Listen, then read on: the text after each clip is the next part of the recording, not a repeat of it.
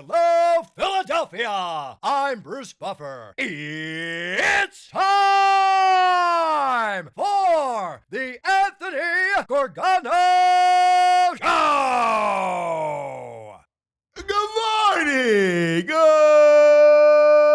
morning, everybody. Happy home opener. Home opener Monday. Beautiful. I mean, other than the kind of gray spitting skies, it is warm out there. A little bit of a wind, but it's warm. It's going to be, I think the rain holds off until after the game's over. So we should be in good shape as we unveil Citizens Bank Park 2025, the home opener. Fighting Phillies, baby. Looking forward to it. Love the home opener. Love just the pomp and circumstance of it. We'll see the new light show when there's a home run. I know VG's fired up for that. So we'll get into all that stuff. Cannot wait for it. Good start over the weekend, 2 or 3. Yesterday, already, including our own Andrew, our own Frazier, ripping Aaron Nola. Listen, Aaron Nola gives you what he gives you. He's good. It's amazing to me. You got one bad outing. Look, he gave up 2 bad pitches. The Low home run and then the David Bell home run, right? Or the which called Bell, the other Bell, the home run. Josh Bell, thank you. I'm thinking David Bell. That was, yeah. And the Josh Bell home run. And that was really it. I mean, he was around the plate. Like, when he gets touched up, he's always around the plate. But really, it was a story of the bats. Like, the bats were quiet yesterday. The lineup, no Turner, no Kepler yesterday. You had Rojas in there, and, it was kind of a sleepy day. But they start off, you take 2 or 3, and you come home, and we got the Colorado Rockies today to unveil CBP. Looking forward to it, man. Nothing like the home opener. It was a great sports weekend, man. Between the tournament, which I loved. I thought the tournament was just such great basketball. I didn't realize how basketball starved I am until this tournament. Now, I know some people, like VG, don't like the fact that it's a chalk tournament. I love it. I think the basketball has been great. It's been highly entertaining. I know people, after the first weekend, usually kind of check out a little bit when their brackets are done. But it's been a great basketball, man. Fun basketball. Johnny Broome yesterday was amazing for Auburn. Gets hurt, pulls a Willis Reed. He can't lift his shoulder, right? Like, it was just such great ball.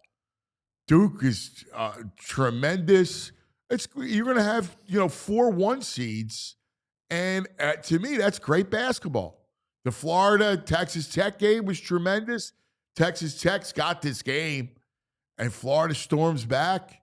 So it'll be a lot of fun, man. I'm really looking forward to it. The Final Four on Saturday from San Antonio. Great stuff. And then I love the coverage, right? Because then the coverage has been fun between Charles and Kenny and Jay and Clark. Like Ernie. Like, that was great. Great stuff, man. I love the basketball. And with the NBA unwatchable, and the Sixers, you can't even think about the Sixers. Like, the Sixers' relevance is only in watching the tournament to see what kind of player you want that could possibly be there. Like, we're in deep mock mode with the Sixers because it's just unwatchable. You can't even look at it. But I missed basketball, and we'll talk to Dick Jerardi about the tournament coming up. We got a lot of Philly stuff. Tyler's going to pop in to talk some Phillies and get that stuff. Big story in the NFL. The Tush Push is getting momentum for being banned. Apparently, there was an altercation between Nick Sirianni and Sean McDermott from the Bills over the Tush Push. And apparently there's a steam that the Tush Push could get banned tomorrow. The owners' meetings commence. I got to tell you, I don't understand it. I really don't understand it. Like, you can't make a play.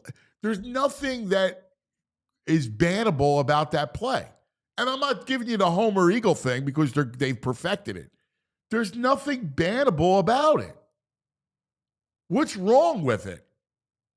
The data shows no injuries. So McDermott says, forget the data. At some point, it's going to cause injuries. Well, we haven't seen it. And just because one team's good at it doesn't mean that you got to blow it up. Not right. And I think the Eagles are getting screwed here. Especially since Buffalo runs it. It's amazing that they would be a champion against it. So we got the Tush Push. We're on Tush Push watch. And then I'll tell you, the Flyers are a joy to watch. They put up 7 goals against Buffalo. Beach cops all over the ice. It's unbelievable how since Tortorella got fired, they've scored 13 goals. Oh. And they're a blast to watch. Like, I can get behind this kind of hockey. Now, of course, I don't know you're going to win because you still need to play defense and you need a goaltender. But they're fun. At least they're fun to watch. Like, I'm actually looking forward to it. They're playing Nashville tonight. I'm looking forward to it. Just watching Meetskov go bananas. Like, he's going to get the hat trick. He's got to get a hattie. I thought he was going to get it. He predicted it after Thursday. He said, I'm going to get it on Saturday. And he almost did. In fact, I was mad when the Flyers scored the 7th goal because I wanted the empty netter. So I wanted him hunting the empty net because he would have been hunting the empty net. They're fun. I got to tell you, the Flyers. I can't wait for it. They're going to get good, man. They're going to be a fun story around town. So lots to get to. Full slate of sports. 4 for 4 action. Good morning, VG. Happy home opening day. Cannot wait. Got the good lid on. Kitty got the good lid on. Try and get down there by like 12:30. Hanging out with the people. You love celebrating in a community of red and blue and maroon. And yeah. That's a hat is special. Ooh. That hat is special. I can't wait. Rain gonna hold off till like 7 o'clock, maybe. It's warm. Oh, dude. Did you see, by the way? I had to put a coat on to walk my dogs this morning. No. And did you see, too? Because it's going to get back to chilly. Yeah, a couple days, and we go back. Yeah, it's going to get back to chilly. Well, March stinks, and April's a tease. Yeah, April's the tease. Like, March is windy. I was like, oh, man, it's going to be, are we good? Like, are we going to be Then I saw, like, and next week's will be in the 40s. Yeah. 50s. Peggy's like, can we plant some flowers? It's like, frost warning. Yeah. Nope. Yeah. Just a little early. Yep. But great for today, great for baseball. What'd you think? What was your first kind of Phillies opening weekend vibes? Good. They took 2 or 3. Bullpen looks ridiculous still. I think we got Alvarado. Alvarado's scary. Well, Strom, Banks, Kirkering, Alvarado, 6-inning pitch, 7 Ks, no earned runs. Yeah, Banks, Yeah, well, I mean, he didn't look good last year. Let me take my good with Banks. He was sketch last year. I know. That's why. Nola, he had great movement on his ball. His breaking balls, everything was moving. 2 outs, he hits the guy on the foot, and then Josh Bell's a Phillies killer. You can't make a mistake. Does he have more home runs against the Phillies than anyone? It's unbelievable, man. He's a man. It's unbelievable. Just matches right? It's unbelievable.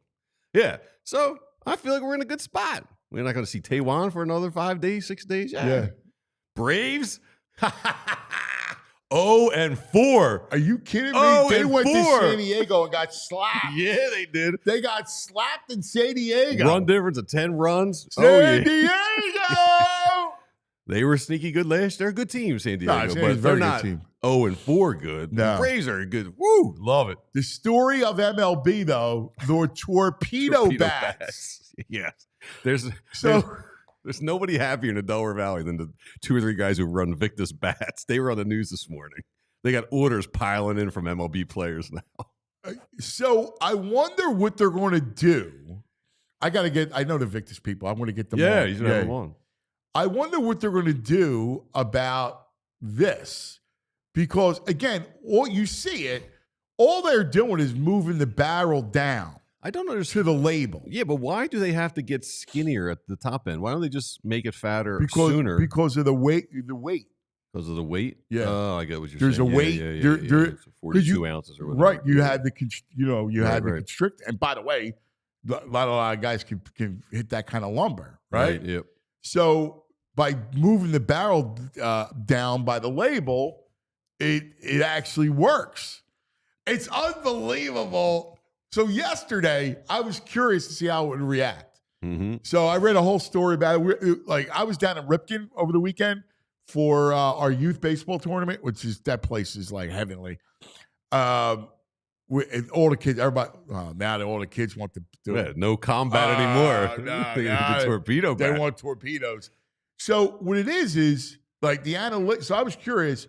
Yesterday, the wind was blowing in at Yankee Stadium. Okay. Right. So I'm going, all right, we'll find out if it's the bats or what. Right. Mm-hmm. And sure enough, it's exactly what we thought. It's the bats. The bats. That Chisholm and Judge, like they're going right through. Well, Judge is not using them, right? He's Chisholm. Yeah. Chisholm's the man with it. Yeah. And it hits the label, and because of where your swing path is, this is where the analytics, they're brilliant. These man. nerds. This is what they're good for. First of all, why do the Yankees have a physicist on the squad? MIT. That should be banned. We don't want any physicists involved in baseball. Yes. Just let us go the way we're going. Yeah, it's actually genius. A physicist on the staff? Yeah, it's actually genius when you think about Come it. on. These nerds are ruining baseball. All they do is find different ways to ruin baseball. With these nerds. Yeah, with these analytics or the shift. These nerds. Get them out of baseball. Well, that piece of it, torpedo bat, it works. Because, how many times you miss the barrel? You're always missing the barrel low inside, right? Because that's where you're getting your jam jobs. So now it messes with the pitchers, right? Like, think about it. Sweet spot is a lot more challenge. I mean, correct me if I'm wrong, but I think they can look at data from where players make contact, and each player's bat can now be different. Yeah. So the sweet spot will be where they hit the ball more often than not. This. Yes. Yeah, that's what they're doing That's with the bat. it. Yeah. Well, look at that. Johnny Mark's got an angel. Oh, One of his daughters. Does she want to come on TV? Well, how cute. Who do we have, Johnny Marks? How are you, sweetheart? She was a baby when we worked together. Oh, my God. How big you are. You're so cute. Oh, she's beautiful. Happy home opening day. You like the Phillies? Like Daddy? Yeah. Very cool. Enjoy the home opener. Nice to meet you, sweetheart. See ya. Look at that. Thanks, Ain't Johnny. that a great hat? That's a solid hoodie. He's got the powder blue. I got to step up my game. I need. I'm that. coming I home with need gear powder today. Blue. Are you? Well, my father-in-law for Christmas gave me a $100 gift card to the shop down at the stadium. So yeah, Oh, I gotta go down and get nice. some gear. I like you need more gear. Yeah, man. Apparently, there's some good Philly Fanatic gear down there. Oh, Some yeah? new stuff. All right, it's a fine line. It's a slippery slope with me as a grown man with the Fanatic stuff. Yeah, it's gotta I be can't cool do Fanatic the Fanatic stuff. I got one hat that I like, but Yeah. Bryce can do it. Yeah. Yeah. Bryce can pull it off. But this torpedo bat's crazy, man. The whole thing is bizarre. Yeah, it's Yep. how they figured it The out. guy said you will see torpedo bats at Citizens Bank Park this week. Yeah. And some of the players will have it by tomorrow, probably. Yeah. I wonder what baseball does. Baseball probably loves it. Yeah, if I'm sure. baseball, I got no issues. And there's no cheat. This is all legal. No players or balls juice. Just the bat. It's funny. We were in a conversation yesterday, text conversation. My buddy Boo says, "Well, what's up with these bats? They got to be illegal, right?" And my buddy Vinny goes, "No, man." He goes, "Look at the specifications of the bat." And Boo says, "What's that from 1875?" which is true. It's like, what? Like, was it 18? Like you think about it, no one's expecting you to kind of manipulate the bat. It's a great story. Got a quote from Sean McDermott, I think. He's like, This doesn't seem fair. I think the widest part of the barrel should be on the end. McDermott. What up? You're mad at Sean. Oh, he's so lame, this guy. He's like, even though we don't have the data that there's safety issues, we should get ahead of it. And I we should wonder just what stop the Tush Push to prevent any future injuries that may happen. It's bizarre because he's got the ultimate weapon as a tush pusher, Josh Allen, who he runs all the time. Yeah. It's just the whole thing. It's the Bills Mafia. It's Buffalo. Sean McVay, I get. It's LA. It's flashy. It's slick. You know, I can see them whining about it. Not people from Green Bay and Buffalo. That's so anti-football from those two guys, those two talents. I don't know. I don't know why. I don't see the problem. There's some quotes going out. ESPN did a story, and like people are voting against it just because they don't think the reasoning is honest. It's not safety. So there's some executives or whatever say we're not voting for it because it's not an honest plan. But others, there's one executive saying it's weak. It's punishing a team who became excellent at executing a play. It reeks of jealousy. But what is the honest plan? What do you mean? Well, the honest plan is we can't stop it, so it should be illegal. Right. They're saying we should stop it because of safety issues. Right. That's not being honest. So they're voting against. They're saying you're not being honest. You're telling us this is a safety issue and we should vote against it. So no, you're not being honest. Say you can't stop it and we'll vote. Maybe we consider it. Yeah. No one's getting hurt during the play. No, there's no data yet, but Sean McDermott says the data may come in the future. Oh, yeah, sure. It's the 3 seasons. Where's the data? Here's the thing. This guy. It's a cheat code, right? Like they figured out just like the torpedo bat and the tush push are very similar in that they're both within the rules, well within the rules, and they work. Mm-hmm. Yeah. I mean, it is a cheat code, but a cheat code that anyone can use. Just figure out how to do it. It's not just the Eagles. There's other teams doing it that are successful. Because we all obviously we all agree with it, right? Yeah, I mean we love it. So, but let me play devil's advocate just for conversation purposes. Yeah. If everyone can perfect it, and it is a cheat code, is it good for the game? Well, no, not if everyone can do it. No, a handful of teams can do it. At some point, right? Like at some point. No, actually, it is good for the game because scoring will kick up and points will go nuts. Overs will hit. Viewership will steadily increase again. Offense, they love offense. You don't have to worry. I know, but about the NFL loves offense. They do anything they can to get points. So I don't think it would be an issue. The only thing that would make me a little is you take away. See, here's the problem with the play. If I'm going to look at it from a macro, take my feelings out of it, even though I'm for the play. There was something about the running back on 3rd and short or 4th and short, like that play is gone because it's automatic. Right. Like handing the ball to the up back or handing the ball to the, sometimes you give it to the fullback and fake it out, no lead blocker. Or just a plain old sneak, which the Eagles were always very good at. Going back to Andy Reid, they were great at the sneak. So, like, that's the only thing that it takes away is like that play when you stop them. Like, think about this: we would have no load left if not for the tush push. You know what load left is? No. That is the Emmitt Smith play. Oh, on 4th and 1. Nice. Is that the one they ran like 3 straight times? Yeah, 4 straight times. Right. They ran it. There was a 2-minute I remember warning. that one. Yeah, 2-minute warning, and the play didn't come up. Eagles had stopped them. Mm-hmm. They go for it again, 4th and 1, inside the 2-minute warning, and they stopped them. They ran the same exact play. The play to Emmitt Smith was called load left, where he goes over the left side of the offensive line, and the Eagles stuffed them. So the defense stuffing that play is the only thing with the tush push takes that out of it. Okay. So let me just say, if I was talking to this group of the owners vote, this is not a play. It's not the play and it's not the technique. It's the player. This is a Jalen Hurts thing. So last year, their success rate was 82.4%. It felt like it was higher than that on the tush push. It's been as high as 90%, 91%, right?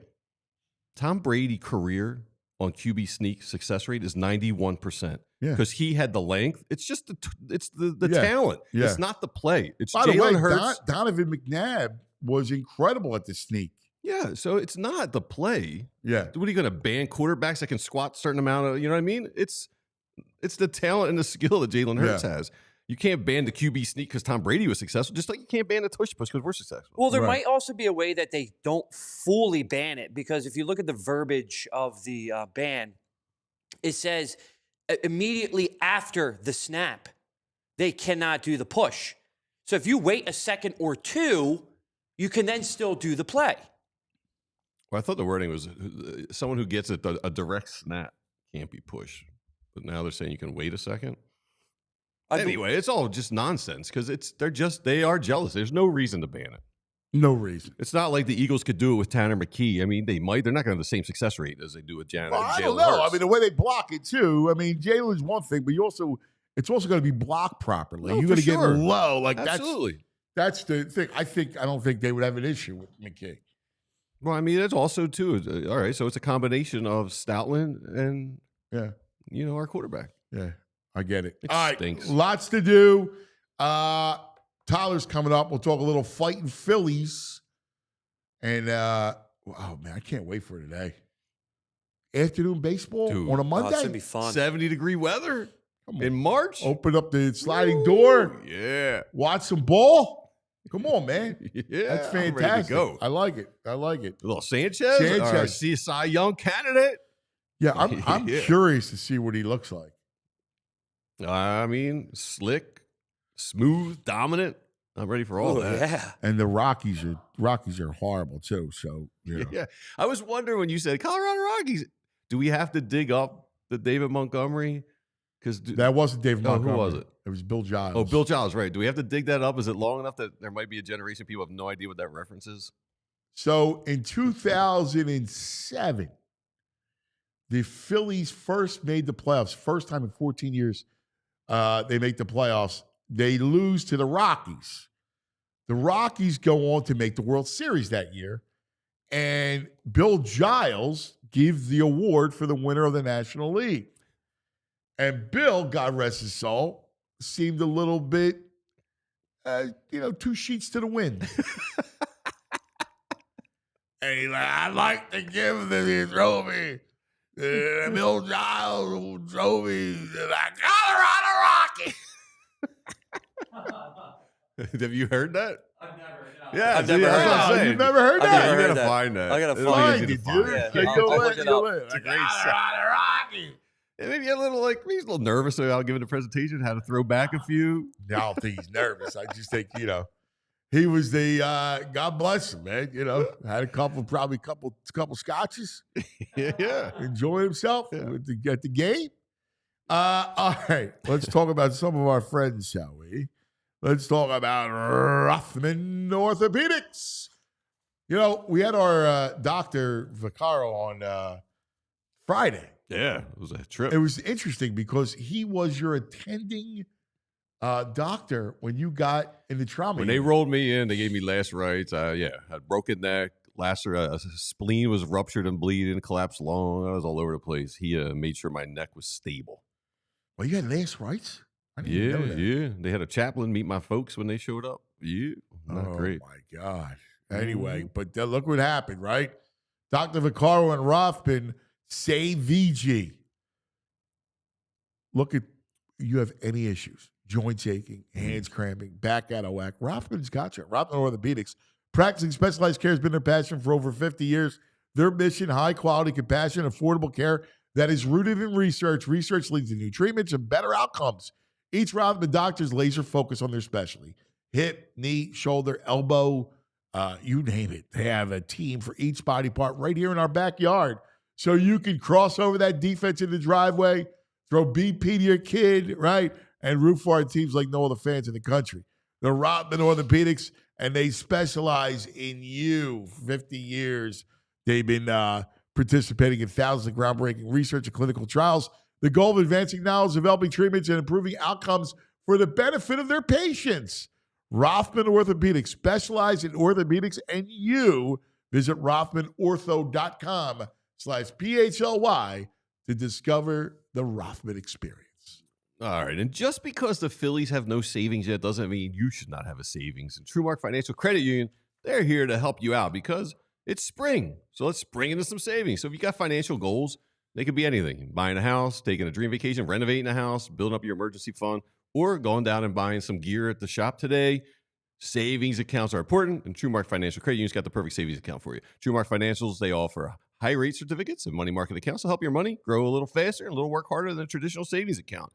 You can learn more about these options at truemark.com for rates and to learn more. TrueMark Financial, we're federally insured by the NCUA, Equal Opportunity Lender.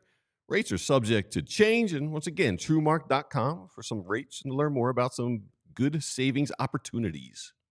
All right, I like it. This portion of the show brought to you by the Bet Park Sportsbook Online Casino app. Do me a favor, Andrew, text Mike, text Baldini, see if we get some new copy. I forgot to text him. If there's any new copy for the Bet Park Sportsbook Online Casino app. All right, now joining us from the Phillies show, my man, Tyler Zulli. Good morning, Ty guy. What do you say, buddy? What's up, guys? I was going to try to do the Chris Collinsworth slide in, but I realized the carpet wasn't going to Yeah, that's all right. That's good. We'd love to have you. What's up, first of all, BJ? What's up, man? Philly show. What's up, What's the deal with the Philly show? Yeah, so we got a special time today, 11 o'clock, so we can get down to the tailgate, and then we'll do a bonus show tomorrow to just recap home opener and all that kind of stuff. And then Friday, we'll do our regular 1 to 2. Well, this is why I love you, too, because you're a great seam head. Thank you. You are. You're a terrific seam head. You're the bot. This is true. And I'm sure we were talking all morning about the torpedo bats, Oh. which is awesome, right? Now, every kid wants a torpedo bat. Yeah, of course. So your boys are going to be asking for one Yes. in the coming weeks. Yes. They'll be $7,000. Now, I wonder, because the torpedo bat with the aluminum, like, which again, they're going to have to have the barrel down by the label. And it's not wood, right? So these are aluminum bats. So I'm curious to see how they're going to do. Yeah, so this is my back in my day take on the bats is when I remember like growing up, our bats were all like, $80 to $100. These bats now are insane. They're telling me to? they're composite. You got to buy two.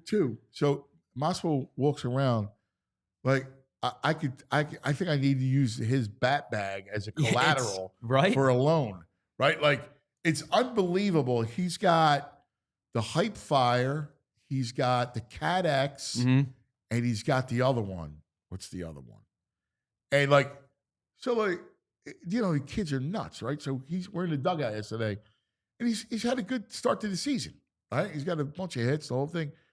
He strikes out one time, and he goes, "Daddy, I'm going to use the Cat X, The new bat. or the Hype Fire." I went, "Why?" I go, "Dude, like you're going to strike out. Like that's part of the game. Yeah. Like you're hunting. You're going to, and he's got power. Yeah. So you're going to strike out. So why are you switching bats? I got to switch bats. You know who can hit the high fastball? Shohei Ohtani and Aaron Judge. Right. And that's about it. Right. Like I try to tell anybody that'll listen, like, don't go hunting high fastball. I know it's enticing. Your eyes light up, right? It's up in the zone. Kids, if you're watching, like, don't go hunting high fastball if you don't have to, please. Yes. So I don't mind because he's got a good. What if he's got the And pop? he's not hunting 100 mile an hour fastballs. Sure. So Sure. there's a little big difference. But but it's funny. The bat thing is amazing. All right, Phillies. Yes. What was your big takeaway over the weekend? Yeah, so struggled against lefty starters, the offense did. But I thought the Luzardo's start to me, because like Wheeler was expected. Like Zach Wheeler takes the mound every fifth day and you go, I kind of know what I'm getting. I'm poise, confidence, command. And he, like, I was talking about this on Friday. He's got Doc-esque, like, he's taking the mound and there's a floor that is just so high. HVG, how many times I compare him to Halladay? Yep. It's It's crazy. It's uncanny how he reminds me of Halladay. And so for me, the Luzardo start was the most eye-popping because he was electric. 11 strikeouts. Stuff was good. And dude, they were fishing. They couldn't touch anything. One of the things that jumped out to me was that sweeper that he added. Yeah. Because the slider is a weird slider. They call it like a gyro slider. And it doesn't have an enormous break left to right, but it's got this heavy late dip at the end. It drops. Yeah. And so what he was doing was he used that almost exclusively to the righties and like powered it in on their hands and off their back foot and then off the outer edge to bury it for a strike. And then he used that new sweeper as kind of the traditional lefty out pitch. Yeah. And now that he's got both, plus the changeup's heavy and the fastball velocity looked like it was good. Listen, I know that people are going to go, it's the Nats and it's one star. No, but he's legit. He's legit. And I think the Nats core is going to be good. Like, they're probably still a few years away, but they've put something together where Abrams, he's a and player. Woods has incredible pop. So I actually like Cruz will be Cruz, all right, too. yeah. and Cruz can play. Yeah. So to me, the big takeaway, because I knew what Wheeler was going to give you, was Luzardo's start was sensational. Yeah. I think today's a big one. Sanchez comes out and looks dominant. Yeah, That's what I'm really looking forward to. And look, the Rockies are horrible. Right. terrible. I mean, they're a AAA team. Their pitching, I think last year they had the they had the worst bullpen ERA in baseball last year, and it was like a 5-something, and they really didn't get any better. No. Their rotations, like I got Marquez, who's 1,000 years old. Right. He's been pitching for 1,000 years. This feels to me like they've got to take 2 of 3. And I don't mean like, I'm not saying must wins, right? It's games 4, 5, and 6, but like 2 of 3 is very, very obtainable in this series. Well, you should. I mean, you have Sanchez and is Wheeler going again on Wednesday? Yeah, he'll pitch on Wednesday. Yeah. Yep.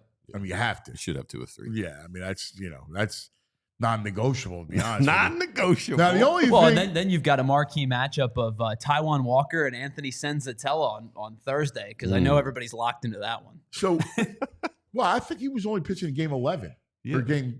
He's listed as the scheduled starter. That's what I don't know. Man, Maybe I it thought changes, we but- weren't seeing him for a few days. Yeah, because that was Like- my thought too, right? They'll go twice through the rotation because of the days off. But Yeah, because Rob Thompson said he's pitching Thursday.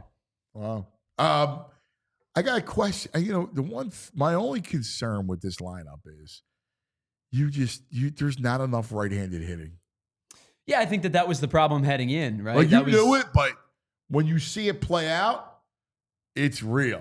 Yeah, I mean, Gore, 13 strikeouts yesterday. Parker, I mean, didn't have as many strikeouts. They hit Parker hard. There was like 8 or 9 balls over 100 miles an hour, but they hit into 2 double plays with runners in scoring position. They were 0 with runners in scoring position. Bases loaded. They get a kind of a fluky run at the end of the game. But yeah, I mean, against lefties, I think they're at times going to struggle because, and I thought Kepler's at bats on opening day were pretty good. Yeah. But Marsh, He's not the one that worries me. Marsh and Stott. I understood. I think that those 2 guys, you're going to need something more against the lefties from those 2 guys because, Marsh has proven historically he's really rough. He 190 something against lefties. Stott struggled last year against lefties. You're going to need one of those 2 guys, I think, to step up against because I think teams are going to throw as many lefty starters at you as they possibly can. Yeah, and then the other issue is, again, you just don't have any other options at right-handed bat. I mean, you got to deal with Rojas, who's, I mean, I can't see him.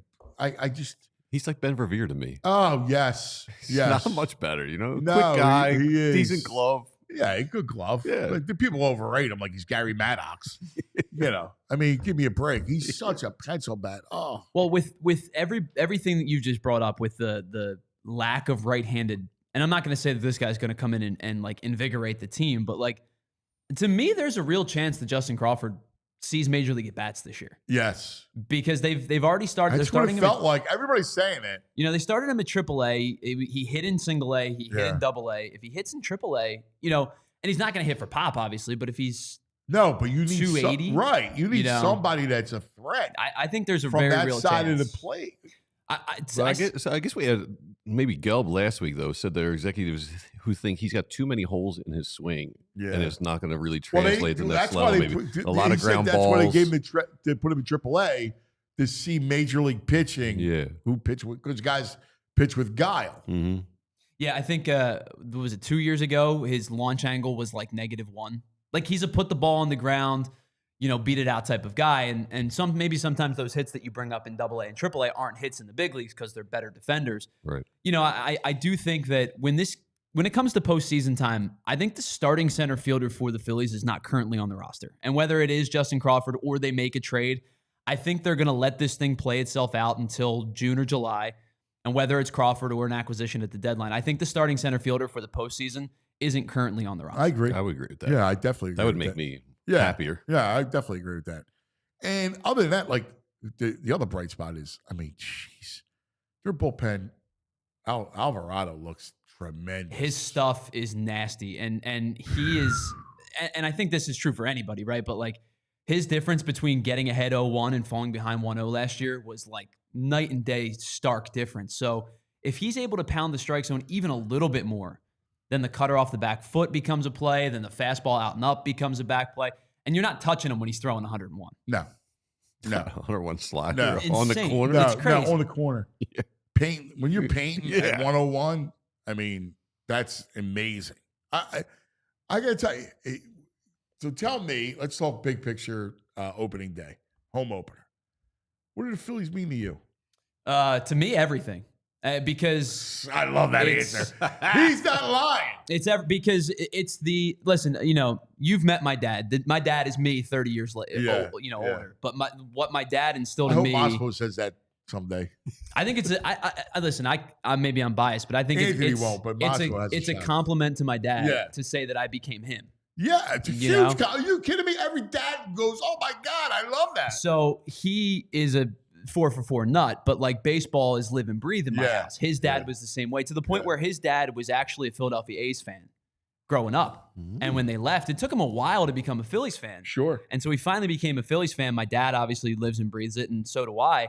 And now I tweeted this out yesterday. I was sitting watching the game with my son, and he's 5 months old. He doesn't know what he's looking at, but he just sees the TV and the bright pictures. But I'm like, this is such a surreal moment for me because my dad brought this to me, and now I can bring it to my son, hopefully. And so for me, like you have no idea. home opener, spring training to opening day to home opener, it breathes life for me into so many different things because I love the game, but I love what the game has done for me with my dad, and I hope it does the same thing with my son, which is just like such a cool new experience to me for the first time getting to watch the games with him. So it's everything because I love this game and I love what it's done for the relationships in my family. And it's like every day, so you can watch the game with your kid Yeah. almost every day. Right. I mean, I'm even bummed there's no game tomorrow. I was thinking this morning, I was like, oh man, we already have another off day tomorrow.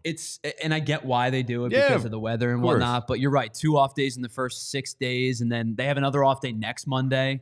Like it's 3 off days in a 2-week span. Yeah. That's outrageous. But it's in my family, right? I said about my dad and my son, but my wife also played collegiate softball. She loves the game too, so it's a family thing. We sit and watch the games every night. Great. We would do it even if I wasn't working, and Yeah. covering Of course, the team. it's So- it's a part of your life. I want to show you. I just sent Andrew a picture. This is what you got to look forward to. So over the weekend, we were at the Ripken Experience in Aberdeen. What a beautiful ballpark. Maryland. So it's amazing. So they have Wrigley. Actually, I have it exactly what it is. They have replica ballparks of Wrigley, Fenway, Old Memorial Stadium, That's Yankee so Stadium, Citi Field, PNC Park, Wrigley, Citizens Bank, That's awesome. Nationals Park, and then Camden Yards is Cal Seniors, the major. And that's where the Shorebirds play, right? yeah. No, that's across the street. Oh, okay. So across the street. And this is Oh, us that's yesterday. amazing. Number 13 is Massimo. So you can see him. He's third in Yeah. on the There's something about standing on the line with your teammates before the game starts and just like soaking in that moment. Isn't it awesome? Whether it's on the line or like, sometimes you do it on the field, right? I was a corner outfielder growing up, so left Yeah. and right field a lot. And I remember standing out there, the hat like behind you, do the hat behind the back it's the thing or best. whatever. Yeah. Yeah. I mean, there's such a cool, there's nothing like Yeah. that moment Yeah. as a player. And I'm assuming it's the same as a dad. Yeah, it's the greatest. It's actually the best. Looks like a bull player, don't he? That looks like they got a, I don't know, just based on like, they look like they got some swag to them. No, they're good. Like, Yeah. all those kids, every kid, this age, it's amazing because once you get to this age, 12U, kids are good. It starts to become real baseball. Like, yeah. you're watching good ball. Like, all the teams are good. Kids, they can get over there. They're breaking pitch. They can throw for strikes. Mhm. Now, it's funny because the crazy scores aren't like that at 12U. Because at 12U, they're able to locate. Sure. And so now hitters have to adjust and go up with what you're not just sitting fastball, right? Like Sure. you got to be able to learn how to actually see a breaking pitch and hit a breaking pitch. Yeah, and movement starts to come into play even with Right. fastballs. Like I know you were saying the other day, you're trying to work with two-seamers and stuff. You start to get that opposite hand movement, and it becomes a truly different game because Yeah. it's not just all right. Well, we have better athletes than you, Yeah. so we're gonna figure it out. Right. No, Yeah. it's a blast. Phillies, Phillies, baby. Let's go. Love it. Let's go. Ty guy. Guys, you know me. I'm not overzealous when it comes to like predictions and stuff. I think there is a real chance that they jump on Marquez a lot today. Yeah, I could see that. I like early too. Yeah, I could see it. I'm hoping for a couple early inning runs. Crooked numbers. Yeah, a two or three spot in the first crooked couple numbers. innings. Yeah, I think 5-1. it'll do after wonders for this 5. offense. Yep. Yeah. I'll be liking that. Yeah, I could see that. Guys, You're a appreciate huge you. favorite. What a pleasure, You're all brother. the best. Yeah. Keep up the good work, Ty. The bot. Bot does a nice job. Love the bot. Bot is a seam head. We got leather heads. We got seam heads. Yeah, well, that's what I wanted to do. When we do PHLY, when I thought about what I want from a network is I want sports. I want seam heads and leather heads and hoop heads. You got it, baby. And puck heads. We got them. Right? Like, got I some want good that. ones. Like Charlie O'Connor, puckhead. He's going to join us coming up. Like, I want that. You know, we're sports people.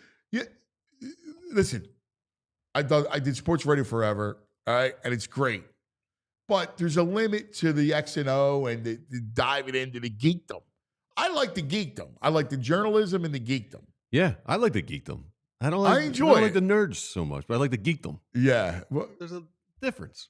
What is the difference between a The geek geeks and a just nerd? like the nerds are all crunching these numbers and stuff, screwing with the game. The geeks are just like, we just love it. We love everything about right. this. You like the X and O. You like the Yeah. I still the think art that's the of same movement. thing. Nah, dude. There's a big difference. Yeah, he's right. He's right. The nerd. He's a geek. He's a sports geek. He's not a sports nerd. Yeah. The geek, I love the I love it. Like, I just love the movement and, you know, like the excitement of the game. Mossware's 13. Yeah. Yeah, lucky number. That's our number. Nice. Yeah. Dude, I'm like $400 bats. Names on the uniforms. I had like a T-shirt with like a bar's we all name did, on dude. my Yeah. thing. Right. The screen printed Joe T-shirt. Malone's. Yeah. Yeah. They got names on the back of their jerseys. No, it's outrageous. It is outrageous, but it's great. It's like that. That is, there's nothing like it, dude. There's nothing like it. That's why I love all the sports. I tell them, like, dude, because everybody pressures you to choose. Mm-hmm. Don't choose. Wait till high school. Do you like the fact of baseball that there's more actual games in football when you watch? Because they have a few games a week, I would think, or they just play one game a week in baseball. Oh, no. Yeah, we have tournaments. So we played 4 games. 4 games this weekend. We played, we'll play one during the week. Yeah, is that better as a dad, having more opportunities to see more I games? love it. I just love it all. Like, I take it for each sport for what it's worth. Okay. You know? All right. Time now for the brain. Brain. Brain is not here yet. Brains. Was he stuck Total getting back not- from Aspen? Total 940. Where is the brain? Yeah, where is he right now? Yeah. You I got a busted good- up our I got a party. good brain picture from the weekend I'll have to throw up at some point. Oh, really? What was he doing? Got like a cowboy hat on in Aspen. He had a cowboy hat on? Yeah, something like that. Oh, my God. Are you kidding me? I wish I was. Oh, my God. I took so many pictures this week. I gotta try to find. That should be a VG nug right there. Brain watch. Brain- What's Brain doing next? Oh, my God. Brain brought this by the Bet Park Sportsbook online casino app. Let's take care of some business while we're doing that. Let's talk a little bit. Oh, dude. Allergies. Allergies are everywhere, man. Cars are starting to get a little pollen on them. Things I are felt blooming bad. everywhere. This morning, I did not. The whole family's bad. Yeah. Anthony was up all night coughing. Oh man. Masco, they stayed home from school today. Was it a holiday or no? They were not feeling well. Oh, sure. Opening day, not showing up at school. Yeah, we'll see him down there at the park. Yeah. I'll see Moss in Lot M later on. Yeah. Allergies. All right. Well, if your allergies are giving you a problem, Red Aid's got some help for you. Because pollen is in the air and weeds are going and seasonal allergies are flaring up and your body misidentifies the pollen and stuff as a threat. So your immune system starts kicking out histamines. Next thing you know, you're drowsy, you got itchy, watery eyes, itchy throat, your nose is running. So what can you do to get some relief? Rite Aid's here to help you out. So first of all, sign up for some Rite Aid rewards at riteaid.com/rewards, and they'll give you email alerts when pollen and other allergens are high in your area. You can also try some over-the-counter solutions. They got a nasal rinse to flush out the nasal passages. You can try some antihistamines such as Zyrtec and Claritin. And they also got some nasal corticosteroids like Flonase and Nasacort. And they got all these things in Rite Aid's own brand and save you a little buck, but still works just as much. And if you're still not getting enough relief, ask a Rite Aid pharmacist if there's a different type of medication available for you. Maybe a decongestant might be necessary. You can always ask a Rite Aid pharmacist for recommendations to get relief during allergy season. All right. Let's talk about, that's right, the Bet Park Sportsbook online casino app. Brain will give us some selections coming up shortly for that. But let me tell you, we're down to 4. It's the final 4. All 1 seeds. Great. I think it's been a great tournament. I freaking love it, right? We got Phillies. Where are the Phillies today? They're going to be a huge favorite. Yeah. What are they, 260? Money line? Yeah, they got to be 260. You're close, 250. Yeah. Yeah, well, that's not hard. You know, they're so much better than the Rockies, and they're gonna have to lay a hefty price with the Fightins. What's their team total? 4.5 for the Phils. Yeah, throw a couple bucks on the over. Yeah, I could see a 5 spot. Heavy juice on that, minus 143. Yeah. I think we're getting a laser show tonight.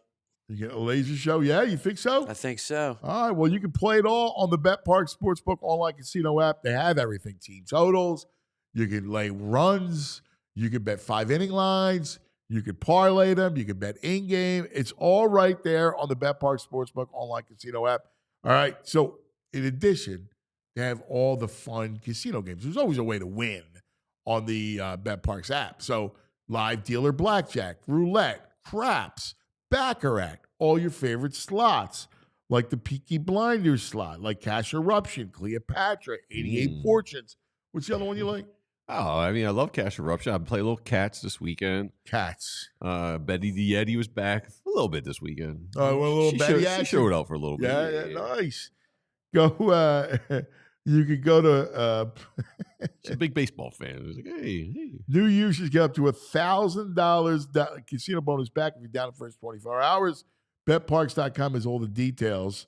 All right. You got to be 21. And then, that's right, PA, New Jersey, Michigan, Ohio, Maryland. If you have a gambling problem, please call 1-800-GAMBLER. All right. Time now for the brain. Brain. Red, the brain finder. There he is. We said, Good morning. Are you still in Aspen? No. I'm actually just for today. I'm actually in Margate. Oh, nice. Yeah, for a quick little thing here. Always looking to put in some bets. I had to fly in to put in some stuff, and because you can't do that stuff in the not so great state of Florida. Oh, really? So you can what do? You talking about in-person stuff or online? Well, in person. Yeah. Like NFL season wins came out, so I had to, before these lines move, I can never guarantee I'm gonna win, but I'm pretty sure I'm gonna be right side of the NFL moves. Right, in terms tomorrow, of, I didn't like much stuff, by the way. Totals tomorrow. I saw they came out. So yeah, I didn't love much totals. stuff. Yeah, the NFL season win totals. I did not love much stuff, which I hated. Like, we'll I thought the analyze lines the win totals tomorrow. All right. Sure. Let's do Absolutely. that. Phillies today. Let's go. I'm looking forward to seeing Sanchez. Me too. I mean, after Luzardo looked hype. that good, you know. But the hype with Sanchez is everyone talking about this, and this. We'll see. Again, I mean, he was good last year. But the way people have talked about him, like I'm kind of expecting, quite frankly, him to be the clear number 2 starter this year. Yeah. Anything less than that, I'll be very disappointed. Now, again, no one's better than Wheeler, but I would be just based off the hype, by the way. This is only off the hype of what they've been saying. I can't tell you. I've been watching this guy, and he looks like he's going to be a Cy Young candidate, but the hype for the people who do follow the team like that have portrayed him like he's going to really take a huge jump up in class. So I'm looking forward to watching him tonight for the first time. What do you when you look? How do you attack this? Like, you got the Phillies are a huge favorite, 250.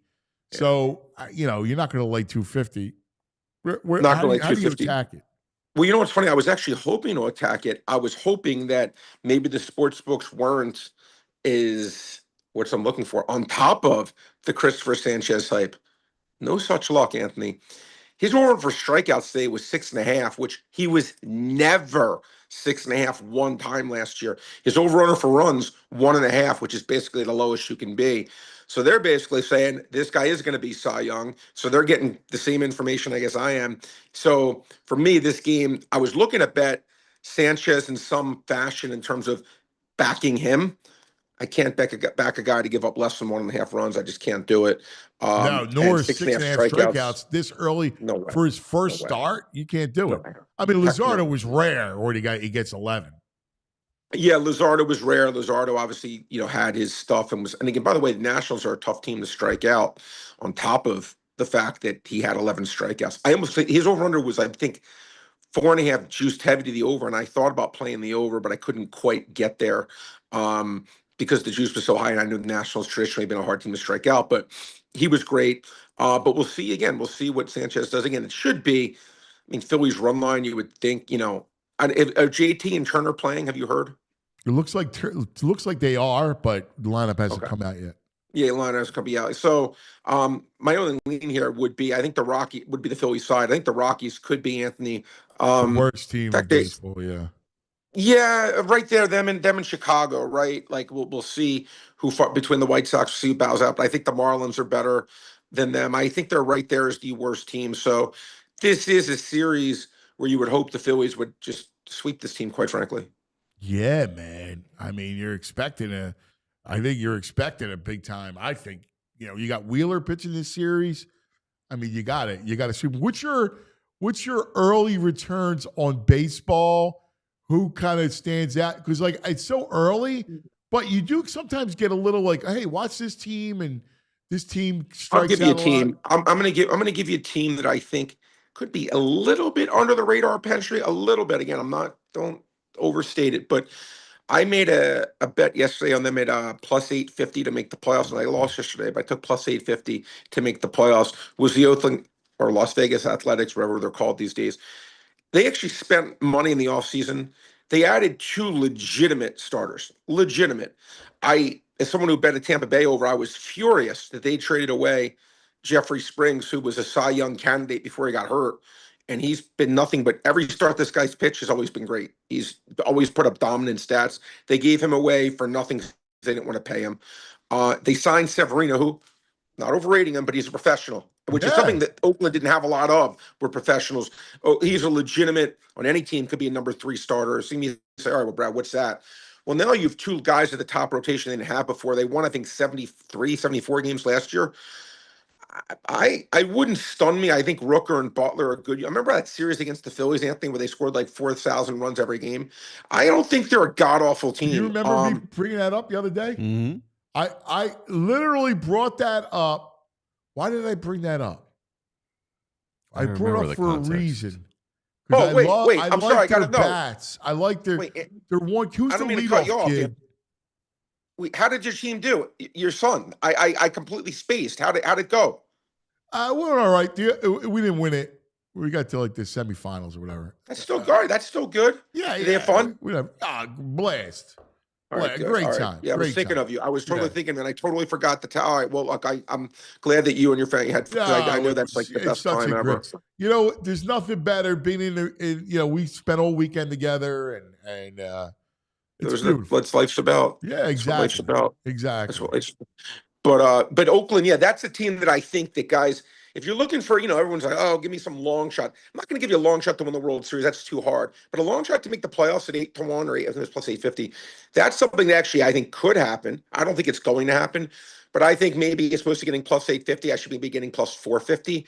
So I'm always going to put in a bet I think it's going to lose. Do I think Oakland's going to make the playoffs? No. Do I think there's value getting double the odds? What I think about? Yes. So I'm going to put in a bet I think it's going to lose, knowing when I do this a zillion times, it's going to add up where I'm on the right side of the ledger. If I'm correct in my math, I think their odds of making the playoffs are probably low 20s.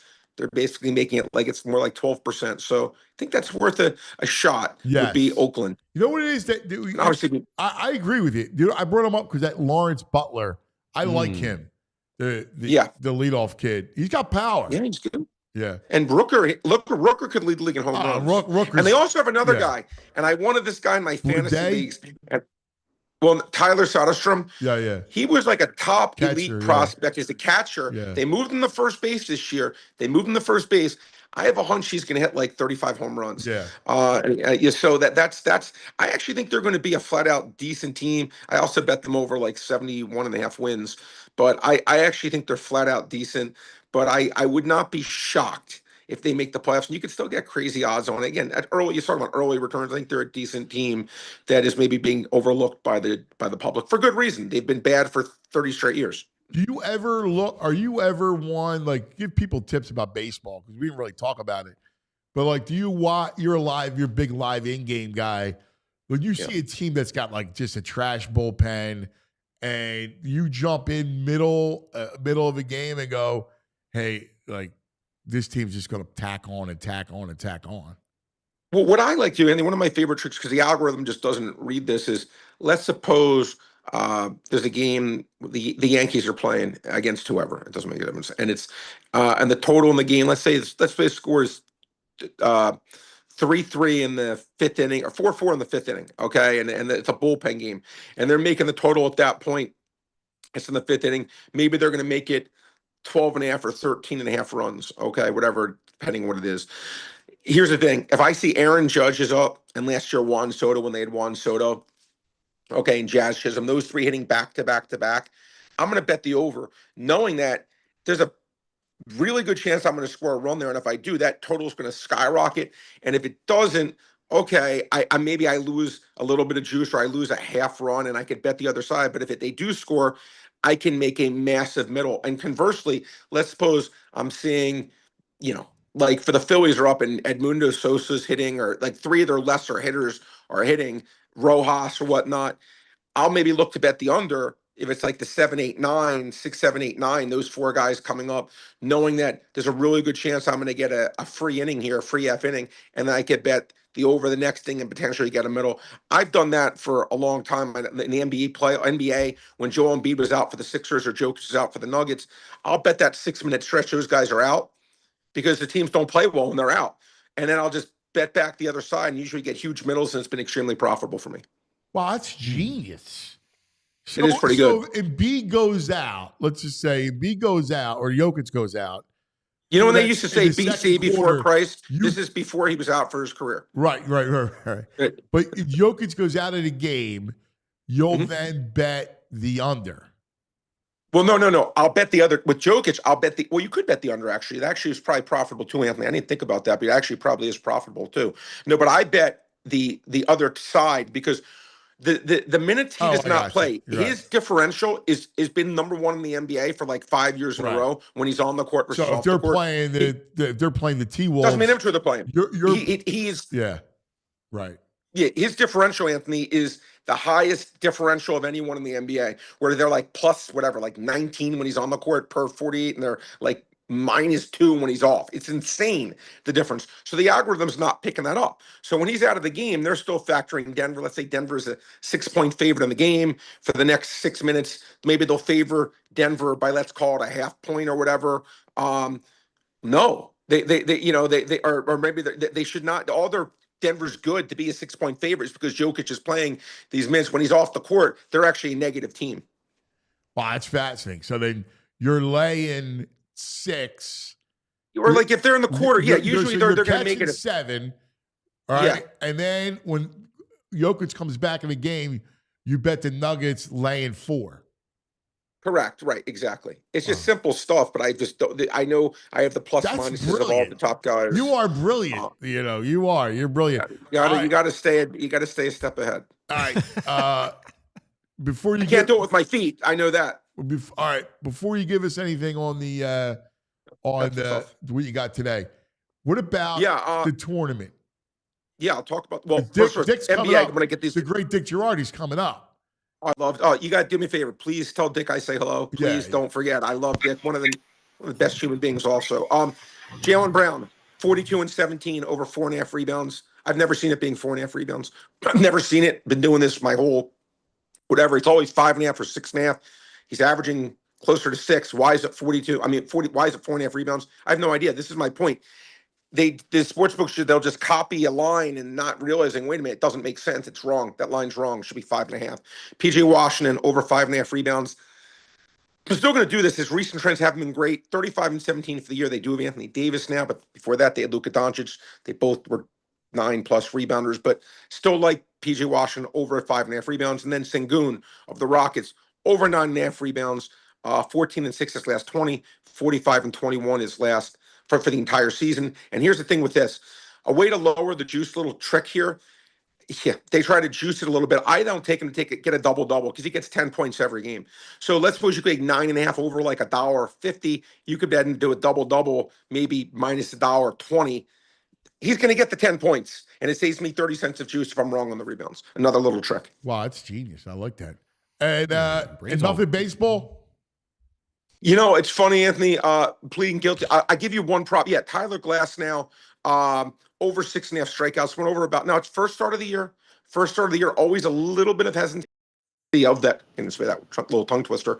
But I think Glass now will get 7+ strikeouts. He's, in my opinion, right up there as the most dominant strikeout guy in all of Major League Baseball. The Braves, 0-3. I love it. I think Glass now gets home tonight with 7 strikeouts. Even if he pitches 5 innings, I still think he gets there, but I think there's a chance he goes more than that. Braves 0-4, aren't they? 0-4? I thought it was 0-3. Was it 0-4? No, I thought they were. So maybe it is guys, 0-4. You know, I think it is 0-4. I think it is 0-4. You're right. All right, so real quick, you guys are tied. 5-1. Yeah, I know. I got lucky. I didn't bet either game yesterday. I did not bet either game, but I got lucky. I wouldn't have not have gone out in either one. But I was on both underdogs, and neither one got home in terms of which side I was on. But I definitely have a lean. I have a lean in both. Much stronger lean in one of the two. When should we do it now, Anthony? Are we doing it, saving it? You tell me. Save it. You could save it. It's up to you, man. I haven't even looked at the lines yet, so I don't know. Okay, let him, Well, you need to know what the lines are before. I mean, with 5-5-1. I mean, this is better than watching the Sixers. I I'll tell you that. I'm looking now at 4.5. I am not picking Houston at 4.5. That's for sure. I'll give. All right, you gave me no choice. I bet Houston plus 5.5 at the open. It's 4.5, which annoys me. Does annoy me that it went down a point, but I'm hoping it goes back up to 5.5. But I think that game's just going to be close. I know Duke's better. No, I'm going to be on the Duke side of that. At 4.5, yeah, I love Duke. I'm going to wait. I'm going to be patient. Because I think that line will go back up to at least 5. I'm shocked. No, you're running in front of that train? I'm running in front of the train.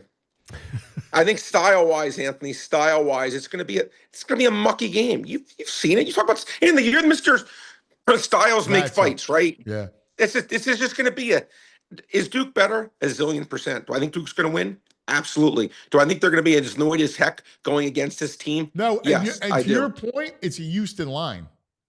It is a Houston line, and I mean, it was a Houston line at 5.5, let alone 4.5. They're just a mucky team. You're right. You're right. In fact, I'll say this: their biggest challenge will come in this game, more so than in the championship game. Yeah, actually, I'm going to agree with you on that.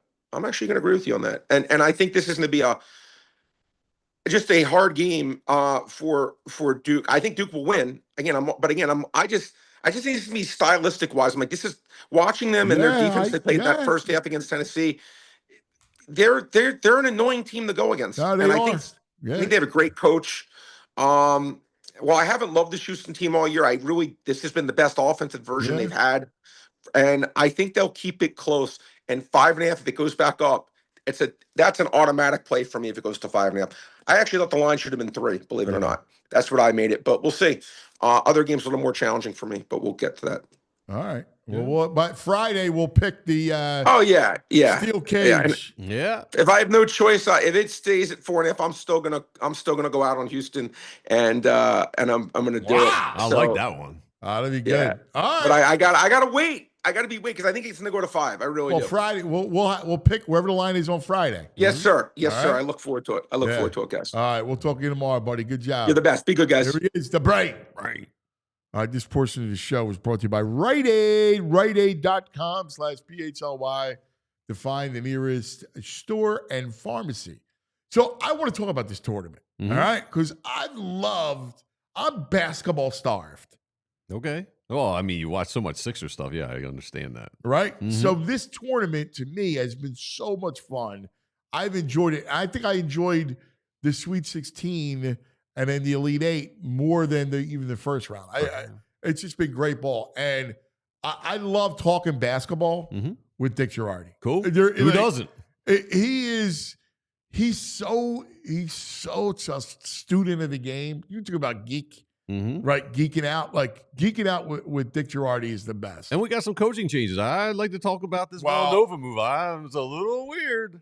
Well, DJ nailed it. Like he's like, it's going to happen, and it's just a matter of time. Let's get him on up here. Kind enough to give us some time. The great Dick Jerardi. What's up, brother? Anthony? You are an amazing basketball man. You just are. It's so. Sussing these games out. I think you called every game correctly. I did get the weekend games 4-0 in the Elite Eight against the spread. I had Texas Tech. They were the only dog I took.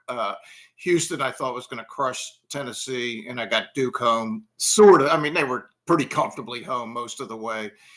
Michigan State game got a little hairy right at the end, right when it was 5 and ended up at 6.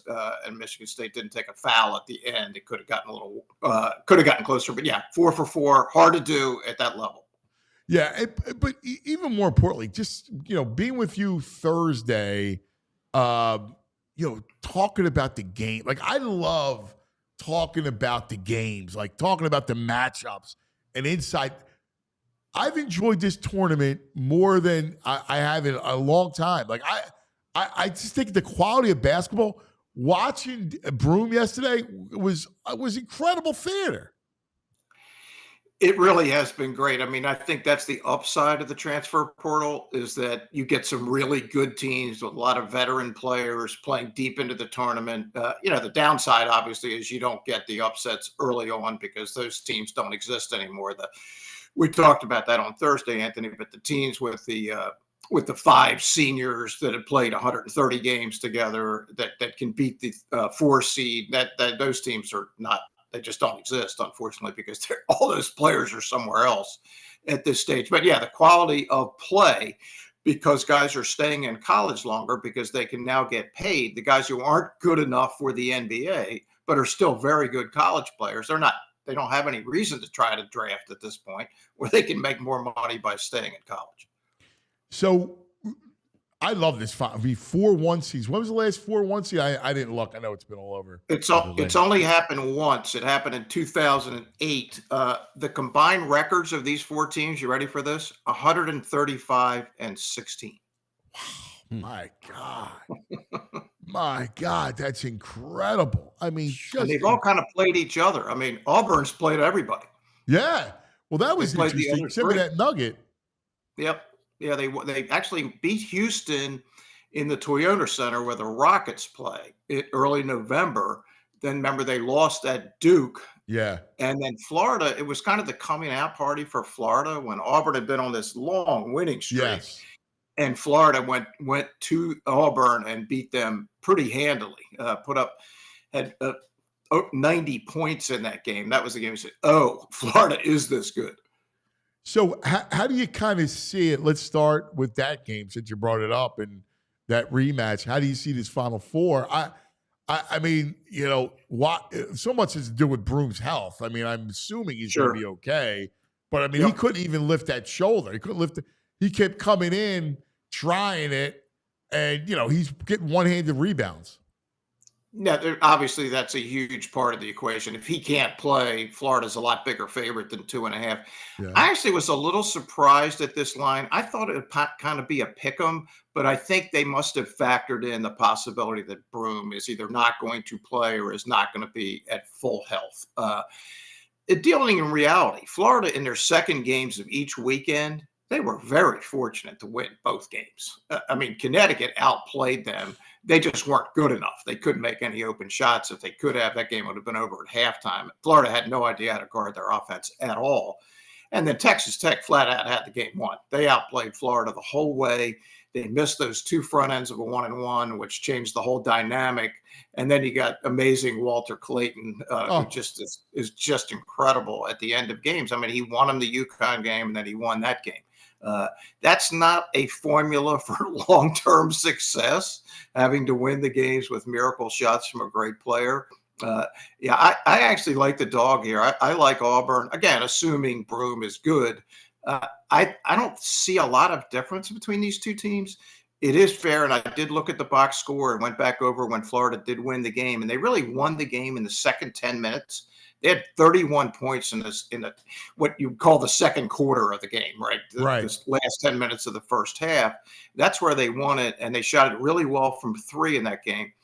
Auburn, when I look at them, I think they're have better athletes, and Florida certainly has athletes. I think Auburn's are better. Broom, I don't know how they guard him. I don't think they have anybody who can guard him. I'm not sure anybody does in college basketball just because of the variety of things he can do. The backcourt, look, Clayton's the best guy on the court in the backcourt. There's no argument there. But I think it's really close. And what's fascinating, the story inside the story here, when Bruce Pearl got the Auburn job, he took a young, kind of unproven assistant with him as his director of ops. His name, Todd Golden, the head coach at the University of Florida. Bruce and Todd are very tight. Bruce actually coached the Maccabee games for the USA team in Israel. I think we're talking almost 15 years ago now. And Todd was a player on his team. Todd played at St. Mary's for Randy Bennett. So these guys, they are very, very close. This is mentor against student here, and that'll be a fascinating play with inside the game. Wow, that's a great story. I'm with you. Pettigrew, the Auburn they got some length. Denver Jones, like they're a challenge for you because they have some length on you. They do. And look, some of the shots Auburn takes bother me a little bit because they can score so easily if they get at the broom. But clearly, Bruce Pearl has said to his guys, look, don't be fearful. Just go play. If you take half a dozen stupid shots a game, that's okay. And again, I didn't see you saw it yesterday. They should have been up. Should have been over. Like that game should never have been close. Correct. And because they took dumb shots. They had no chance to guard Broom at all. They had to double them.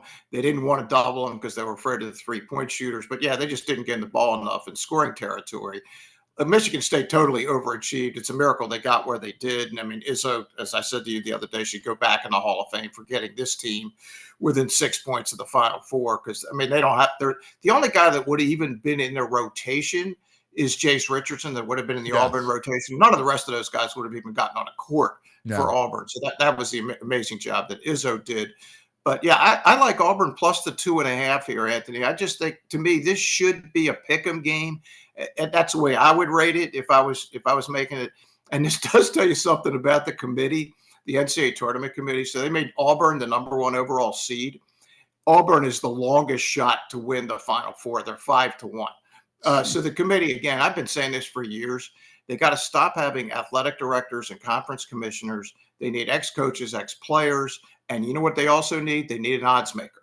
Because they have too many times where the 11 is favored over the 6. Yeah. They just don't understand the game at the level that they really need to make the best possible tournament. Yeah. And in this day and age, it shouldn't be a big deal to get an odds maker to look at the data. People talk about it, right. Back in the day, remember it was taboo 3 or 4 years ago. You couldn't mention a point spread. Now everybody's talking about it. The coaches are talking about it. The players, everybody is.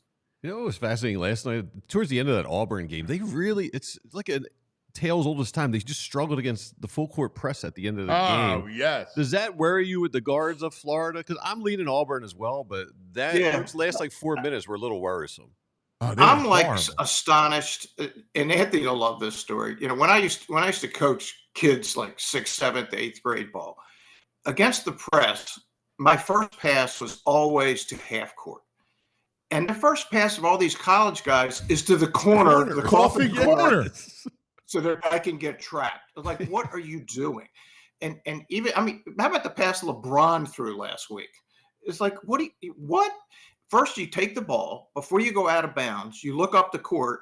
You walk out of bounds. Now you've got 5 seconds to throw the ball in bounds. You see what you have out there. You're like a quarterback. Survey the field. Take your time. I don't know what Auburn was doing. Bruce is better than that. He's a better coach than that, better X and O guy. I suspect he'll have that figured out by this weekend. But that was nuts. Even Michigan State doesn't even press. They don't even normally press at all. No, and it was nuts because you used to do all the Big Ten stuff, so you see all these teams. Even the one kid, it was horrible. Instead of working clock, he does this frenetic drive. He made it. Right. But it was such a bad play. He lost possession of the ball. It looked like twice. He lost the handoff. Still got him. Still got it. You got to put up a prayer to win in. I'm like, yo, like you guys don't understand. You got to work that clock. You got to be able. It was unbelievable. It was frenetic. Yeah, my theory at the end of games like that, if you have beaten the press and you're clear to the rim, take the 2 points. That's fine. But yeah, if there's some question about whether you're going to make it, when time means more than score, you just don't shoot the ball. You saw he went through 3 guys. Like he drove. I was like, what are you doing? Right, what are you doing? But I agree with you. Get the ball to the space, the middle of the middle of the court, the middle of the floor.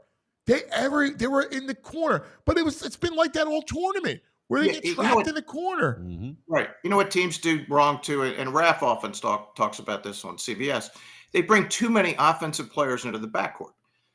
Again, the lineup that I always use, the inbounder, 1 player's at the free throw line, 2 are at midcourt, right near the sideline, and the other is at the far end of the court. Right. So now you have the defense spread out. And as I said, I used to try to get the pass right to midcourt. And then as soon as that player got it, you drive to the center of the court. You got a player on your left. You got a player on your right. You're liable to have a 3-on-1 fast break. Oh, exactly. Go deep. Go deep. I'm with you. All right, the other game, fascinating, right? Because Houston plays such great defense, and Duke has been, like, they played a great defensive game against Alabama. I mean, they clamped that team down. This was interesting because this is a bad, Bray and I were just talking about it. It's a bad matchup for Duke. Now, if there's any bad net, this would be it. This is the worst possible matchup of any team in the tournament for Duke. Houston will have a low possession game. This is fascinating, Anthony. Duke has won 15 in a row. Houston has won 17 in a row. Wow. I went back to look at Duke's last loss. Who was it against? Where was it? What style of play? It was at Clemson on February 8th. I said it was Saturday. How does Houston play? How does Houston play? Slow, just like Clemson. That was a 63 possession game. Down at Clemson. They beat Duke inside. They were able to score on them inside. They shot decent enough from 3. Also, Clemson started 4 seniors. What does Houston do? 4th, 5th-year seniors all over the roster. Duke is obviously the most talented team in the tournament. I mean, they got 3 freshmen that are going to be, in the NBA next year. I mean, it's a freak show. There's nobody's arguing that. But I think at this level, at this time of year, 18-year-olds versus 23 and 24-year-olds is relevant, especially when one of the teams is going to keep the game slow. Not only does Houston play slow when they have the ball, they make you play slow when you have the ball, because we talked about how they blitz all those ball screens. The only time I've seen them do it wrong was against Purdue Friday night when they kept blitzing Braden Smith, and he kept picking them apart. He was the wrong guy to run to the sideline because he always sees the open man. I didn't really understand what they were doing. They did it much better yesterday, where they just stayed home on their men and they wouldn't give Tennessee anything. I think, look, Duke should be favored. I make it more like a 2.5 to 3. I was surprised it started at 5.5. Now it's at 4.5. I think that's because Duke just crushed Alabama by 20. The name right there, the kind of the Cowboys of college basketball. I get it. Cooper Flagg and has gotten incredible publicity and deserves it because he's that good. The kid's a marvel. I mean, phenomenal. Watching him on Saturday. I mean, my God, the kid's so smart. He does everything right. He's going to be a great player. Makes every fundamental play. Never always looks open man. If somebody's open, they get the ball. Really good defensive player. And I think that's the hidden part of how good Duke is. And you pointed it out, the whole Alabama to the mid-60s. I mean, that was crazy. Nobody does that. So, they deserve to be favored, but I give Houston a real chance here. Now, keep in mind, Houston just played 2 road games. Well, Houston is now playing 3 hours down I-10 from home in San Antonio. this is going to be home for Houston. And they just played in a dome. They're going to play in a dome again. I think all those things are relevant. And Duke has not played anybody like Clemson or like Houston. Clemson is somewhat like them, but not nearly as good, and not nearly as good a defense or athletes that Houston has. So I do think that would be my pick. I like Houston plus the 4.5 or whatever the number is going to be in the game, because I think if this game is in the 60s, which is what they're going to want, then they're going to have a real chance to win it. Yeah, I'm with you. I'm with you. Switching gears, let's talk about some of the players that stand out. That look, the Sixers are going to be back in the lottery. Yes, they are. You know, I want to get your opinion on some of these players that you like. That's potential. I mean, obviously, if you win the lottery, it's Right. the Cooper Flag lottery, so that's an easy. Yep. But beyond that, who do you like? You like the Rutgers kids? You know, I like them. The biggest problem Rutgers had this year is Coach Peichel had never coached a team like this, right? He was a defense first. They never had any good offense up there. And now all of a sudden he's got these two offensive stars, and they didn't play any defense, so they could never quite figure out how to win basketball games. But yeah, I saw Harper and Bailey twice live when they played Penn State. Bailey was unbelievable in the game, the second game. Penn State ended up winning the game, but Bailey was phenomenal. He has a little, and I'm not telling you he's Kevin Durant, but he has some of that in him, right? He's a 6'10" wing player. Yeah. He didn't guard anybody all year, but that's neither did Jason Tatum when he was a freshman at Duke. So a lot of that's kind of irrelevant. The talent is there. Harper is your classic modern NBA point guard who can beat people off the bounce. He will get it to open players. He obviously can shoot. He's from a great family. Obviously, Ron Harper's son, his brother, had a great career at Rutgers. So I think they're both legit NBA guys. Are they franchise changers? No, there's only one of them in the draft. And you've already said who he is. It's Flag. I don't think there's any other franchise changers in this draft. There could be some European guys, Anthony, and if I told you I knew a lot about them, I'd be making it up. I just don't know. I know the college guys. Yeah. So here's like a list of guys, right? Like right now, Edgecombe is up there. Yep. Now he's not really a fit for the Sixers, but you already have enough guards. Another point. Everybody likes Fears, which I don't know. You like Fears? He was impressive in the NCAA game. I saw him bits and pieces during the season. I mean, I could see him fitting in the NBA. I mean, he's the kind of modern NBA point guard. Edgecombe is interesting because one of the many problems the Sixers have, in addition to being old and slow, they don't have enough athletes. He is an athlete. I mean, he is a big-time, serious athlete. Other than Maxey, and I'm obviously not counting Embiid because we don't know what his status is. Healthy, he's obviously a great athlete, but he's not healthy. But that's been one of the Sixers' problems for years, Anthony. They haven't had enough two-way players, right? Guys that could play offense and defense, and they still don't, frankly. Even Maxey, as good as he is on offense, he's a complete liability, or has been. I would love to pair him up with Edgecombe, but what are you going to do? You already got McCain and Grimes. Like, you got to figure out, like, you really need wing players. Right. They do. And look, they signed Paul George to be that guy, but this is not, this is some version of Paul George that has not been seen before. This is the old version of Paul George, unfortunately. Like, I'm trying to figure out who's your wing. You like Trey Johnson? Because he could play the wing. I didn't see enough of him, frankly. I'd be making it up. I see bits and pieces of him, but I just didn't see enough. Yeah, like that. Their big thing is going to be, again, they've struggled to get wings during this entire process. They've had no wing players. Unquestionably, and of course, for 20 minutes, they had one of the best wings in modern college basketball history, Mikal Bridges. There've been a lot of mistakes obviously made through all of this. That was right up at the top of the list, and all those of us who knew him well, which really should have included the home team since he played a number of home games in their arena, won 2 national titles at the local team at Villanova.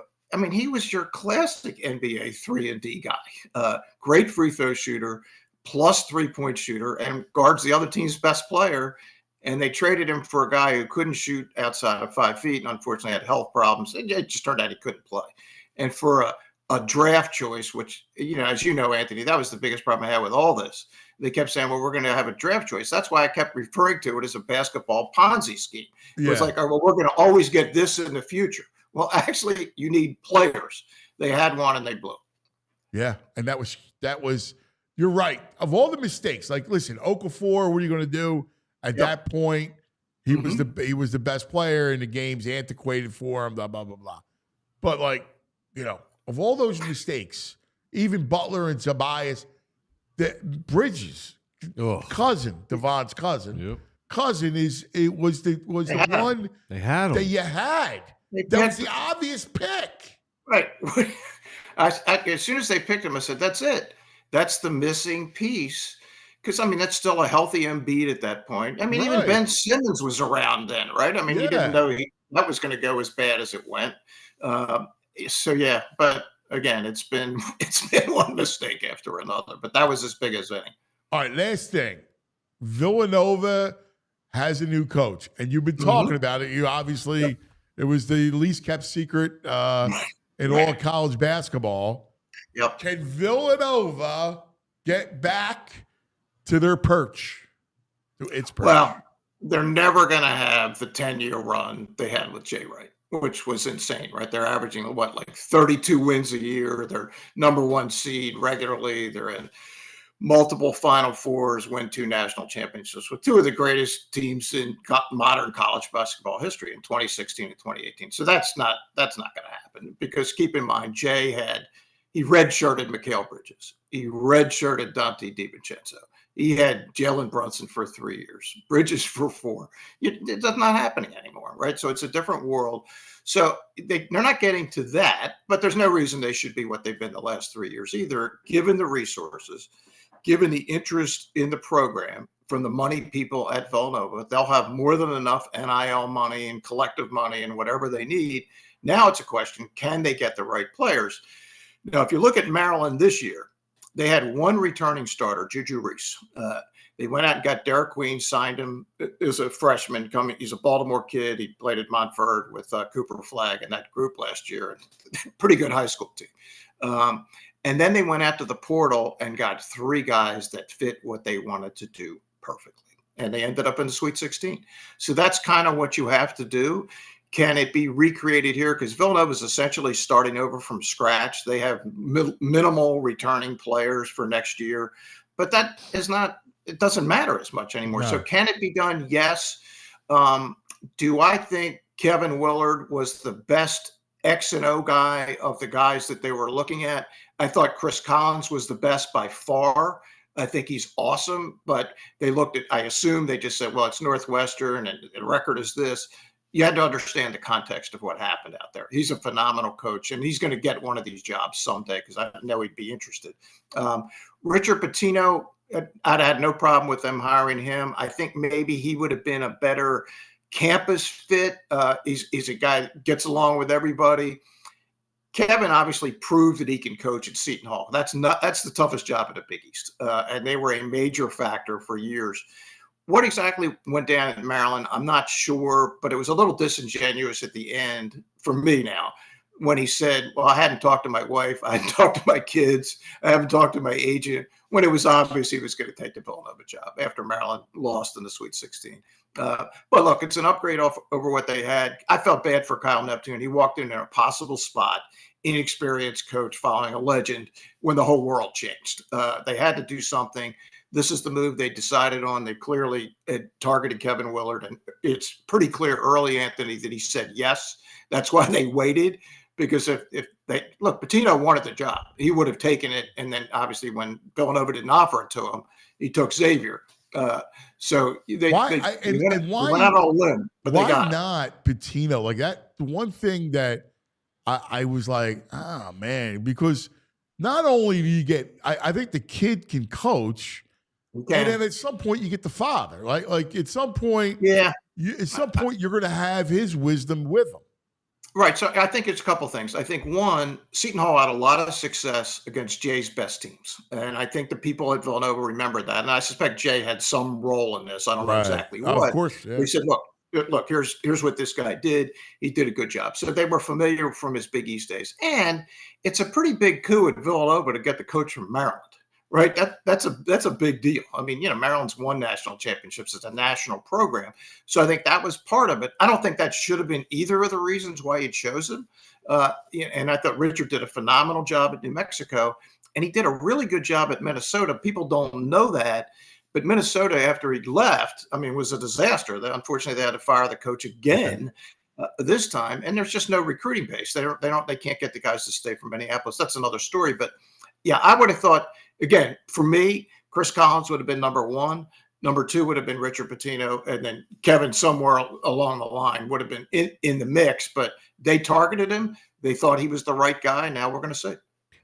Are you surprised? I mean, I'm a little surprised. I don't like this hire. I mean, I'm not a huge Villanova fan, but you have Jay Wright is just classy, prestigious, and this Willard guy seems like a bit of a creep.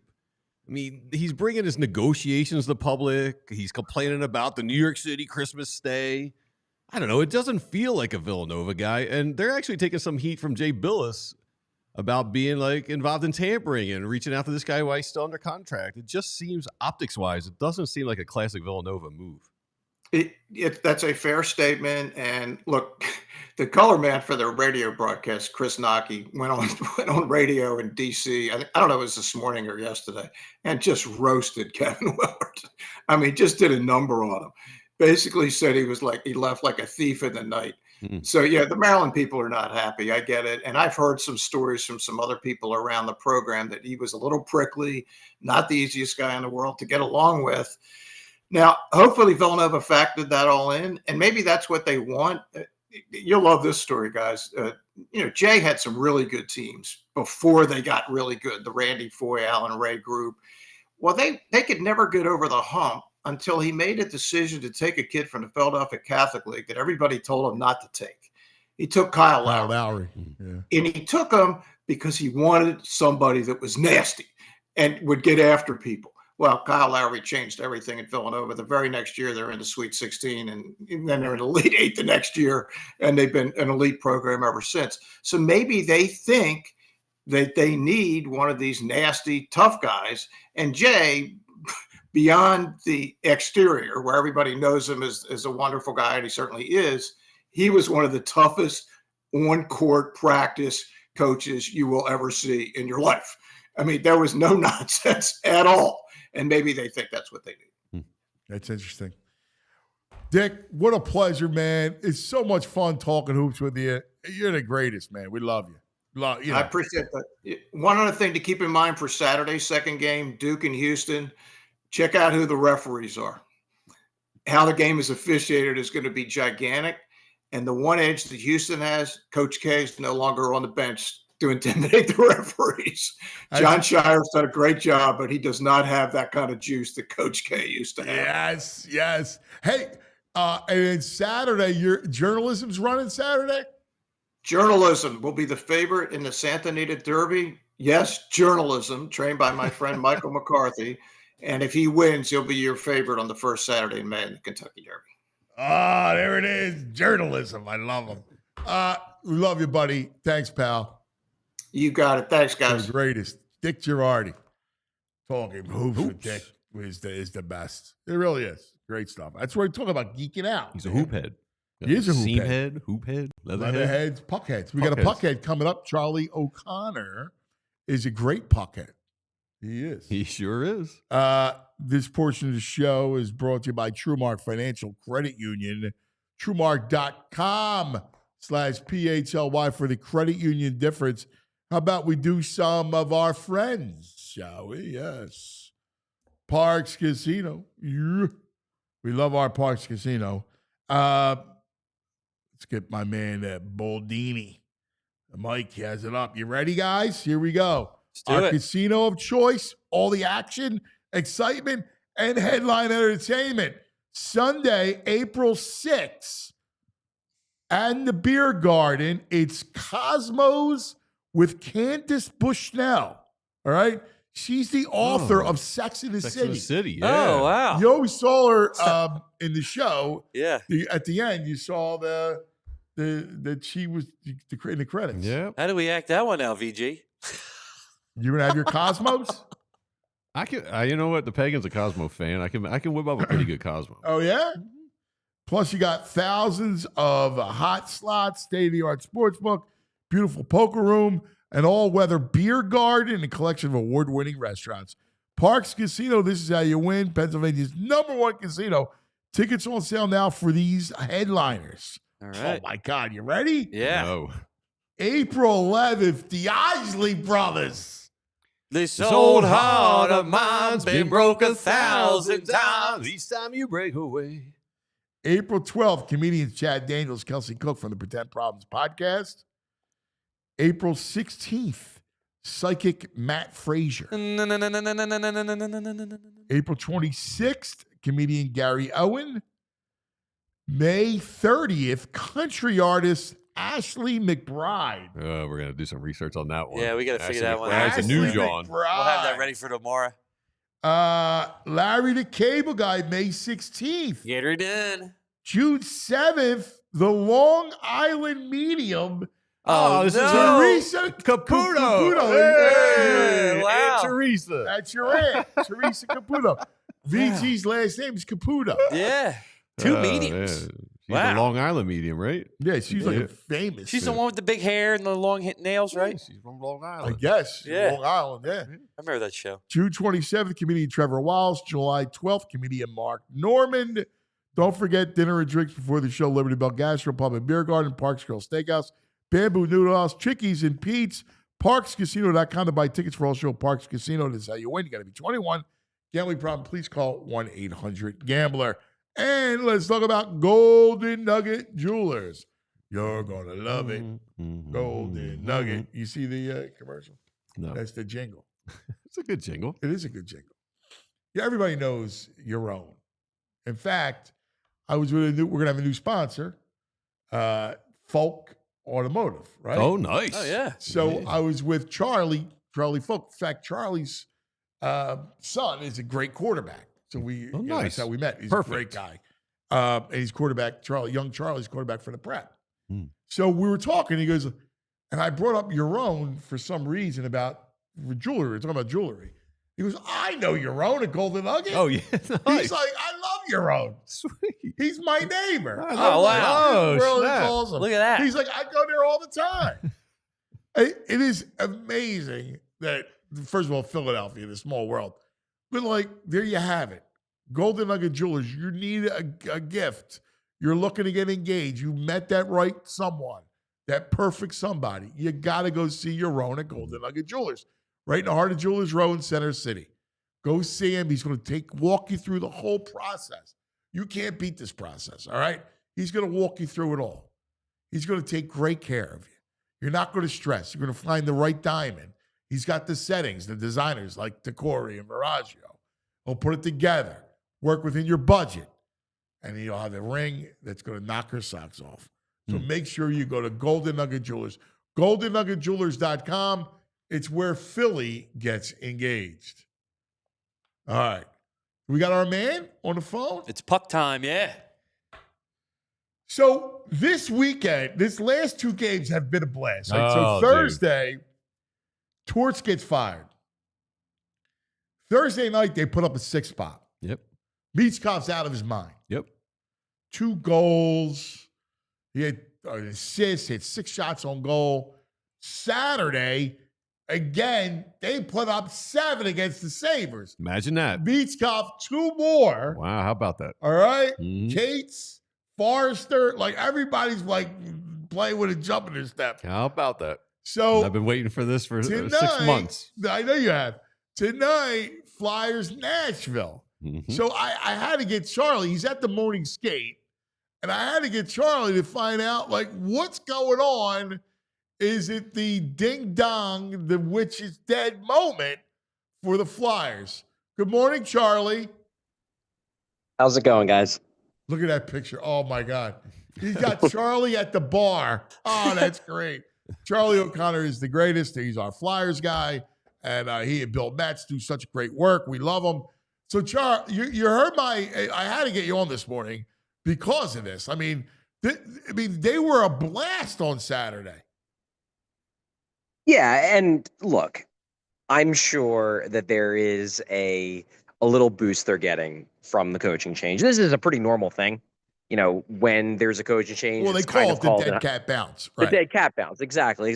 So, like, that's a normal thing. But also, look, John Tortorella, even if you're going to present this in the most charitable way possible, he's a difficult coach. He pushes these guys hard. He thrives on conflict. He wants guys to feel uncomfortable, and that wears on guys. It does over time. You just get tired of dealing with it over and over again. Well, now that discomfort, that feeling of always being on edge, it's gone, and it's been replaced by Brad Shaw, who, yes, he's been a longtime Tortorella assistant. He's really good friends with John Tortorella.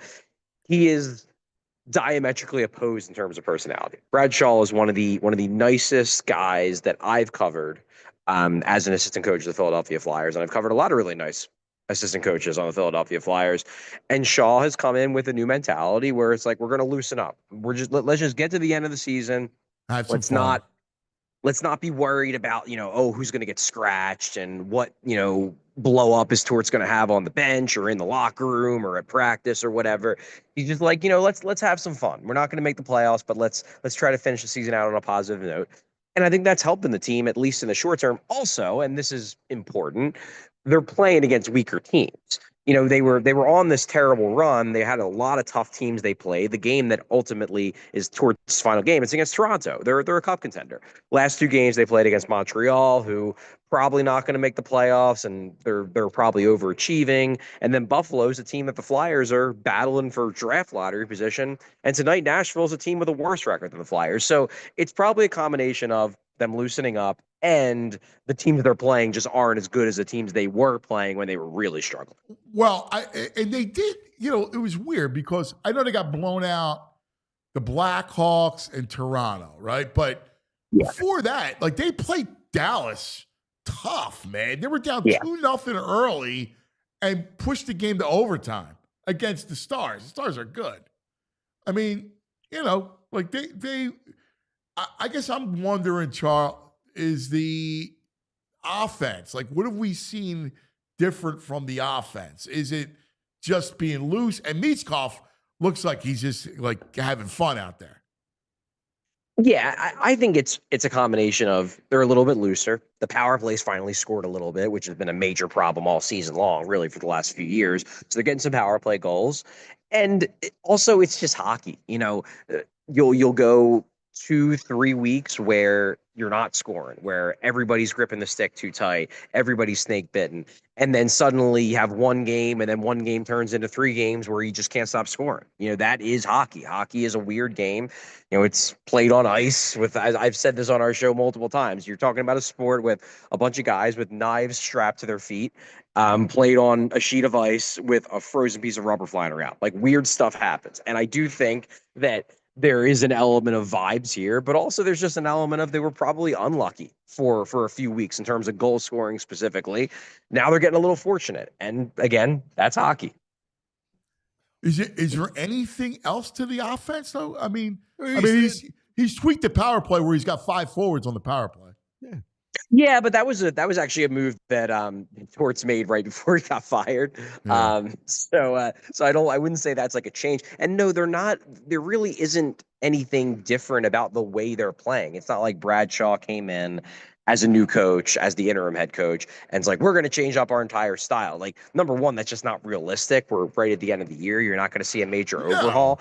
But also, I don't think Brad Shaw disagrees with the style of play that John Tortorella was coaching. He was part and parcel of building this system. So I don't think there's anything different tactically. I really don't. I think there were a few guys that were struggling mightily that were just starting to get going when Tortorella was let go. Travis Konechny being one of them. He was on an awful slump. Finally got some goals in the lead up to the firing, and now he's rolling. That line with Konechny, Sean Couturier, and Matvei Michkov has been great and was showing signs of looking great again before the firing. So I do think some of this is carryover, and then you add in the vibe shift, which is very real, and that's what you're getting right now. The vibe shift to me is everything. I mean, there's not a sport in the world that it's good to play under pressure if you're pressing. And with Torts and his toxic culture, it's just pressure the entire time. You're afraid to make a mistake. And I just feel like these guys look like they're having fun a little bit. They're a little more relaxed out there. And I mean, the power play 2 or 3. When's the last time that happened? I don't know. It's hard for me to remember. Yeah, I mean, it feels like there's a, and that's the one thing you can't measure. There's no analytics for the vibes or the culture or the emotional or the mental strain. And I think you're seeing that's dissipated now and they're playing a little better. Yeah, I would agree. It's definitely a big part of it, to be sure. And you can see it. I mean, I was down there outside the locker room after Saturday's game, and they're clapping, they're yelling, they're singing "Happy Birthday" to Travis Sanheim because it was his birthday. Like you can tell that everything is looser. Everything is just a little bit easier now with Torts gone. Do I think that's going to hold forever? No, I don't. I think this is probably more of a short-term thing because this is still a flawed roster that doesn't have enough firepower to contend with the best teams in the league. But in the short term, yeah, I think they're definitely a more relaxed team in the wake of Tortorella's exit. Charlie sounds like a little bit of a Torts apologist today, or a sympathizer. He's a Torts sympathizer. Yeah, well, one thing Charlie's not is an apologist. That's No, for sure. sympathizer is the correct word. Charlie will never get confused with that. Yeah. Yeah, I you know what's funny? I'm curious how they come out tonight too. If it's more offense tonight, you know, Charlie against Nashville. I think they're favored tonight. Yeah, look, Nashville's another team that's not very good. So this would be the kind of game where you can rattle off a lot of goals because you're not playing as a team that is, high end. Nashville, I believe, has the 3rd worst record in hockey right now. The Flyers are right in that 5th to 7th range. So they certainly could score a bunch more goals against the Predators. And look, Mishkov has 2 straight games with 2 goals a game. You can tell he wants that hat trick, and he has a coach now in Brad Shaw who's throwing him on the ice late in empty net situations to try to get him that hat trick. I wouldn't put it past them to take a run at it again. Tonight's the night. Mishkov gets the Hattie. I like it. You got an easy week ahead of you. You got tonight and Saturday, and that's it. Yeah, they're finally getting some time off. The schedule in March was brutal. They played so many games in so little time, and now the April schedule is easy. They're off they're off tomorrow completely. Then they practice. Then they go to Montreal for a road game. And actually, we're all going to be out there. Me, Bill, Brenna, Kelly. We're all going to be out there in Montreal with Philly Sports Trips covering that game. Yeah, that's going to be a great trip too. That's fun. Montreal's a great city. Oh yeah, yeah, that's going to be a good time. You're going to enjoy that. Definitely. Yeah, definitely. No, one of my favorite cities in North America. Yeah, absolutely. It is. It is awesome. All right, brother. Listen. So your prediction tonight? 5? We get 5 and a Hattie. You know what? Sure. Let's say 5 and a Hattie. I love it. I love it. All right, brother. Thanks for doing. I know you're at the skate, so we appreciate it, pal. All good. You got it, guys. See you, buddy. Here he is, Charlie O'Connor checking in. I want to see Mishkov get the hat trick so bad. And see, they're home. I'm dying to see. I just wanted to happen. They're home tonight. I want to see it. Let's get the Hattie. Let's get one. Give the fans something. Yeah, the fans need something. I want to see the hats on the ice tonight. Yeah, I'm all about that. I might have to go leave if it's storming. I might have to leave the Phillies and wander over, do a little double dip maybe. Well, apparently the storm's going to be bad tonight. Yeah, that's what they're saying, like over an inch of rain. Really? Mm-hmm. I saw not until 7. Yeah, but that's around time. What time's puck drop? 7:05. I get in the building by 7:05. Yeah, there you go. Yeah, you got to do the double dip. Let's see what the prices are to get in. Speaking of a Hattie, yes, we forgot to bring this up when he was here. But here's a good picture of a Hattie on a Brainy. Man, oh man, that's Aspen Brad. Oh my God. Aspen Brad. Put it in my pants. Oh my God. Are you serious? Oh my God. Look at that picture. Dude, it's great. Oh man, he's got to have a three whiskeys in him at that point. put that Oh hat my on. God! Why is he wearing that? I don't know. Because he's an Aspen, I guess Colorado's got cowboy Yeah. hats. Oh my God, that's so bad. That's just such a violation.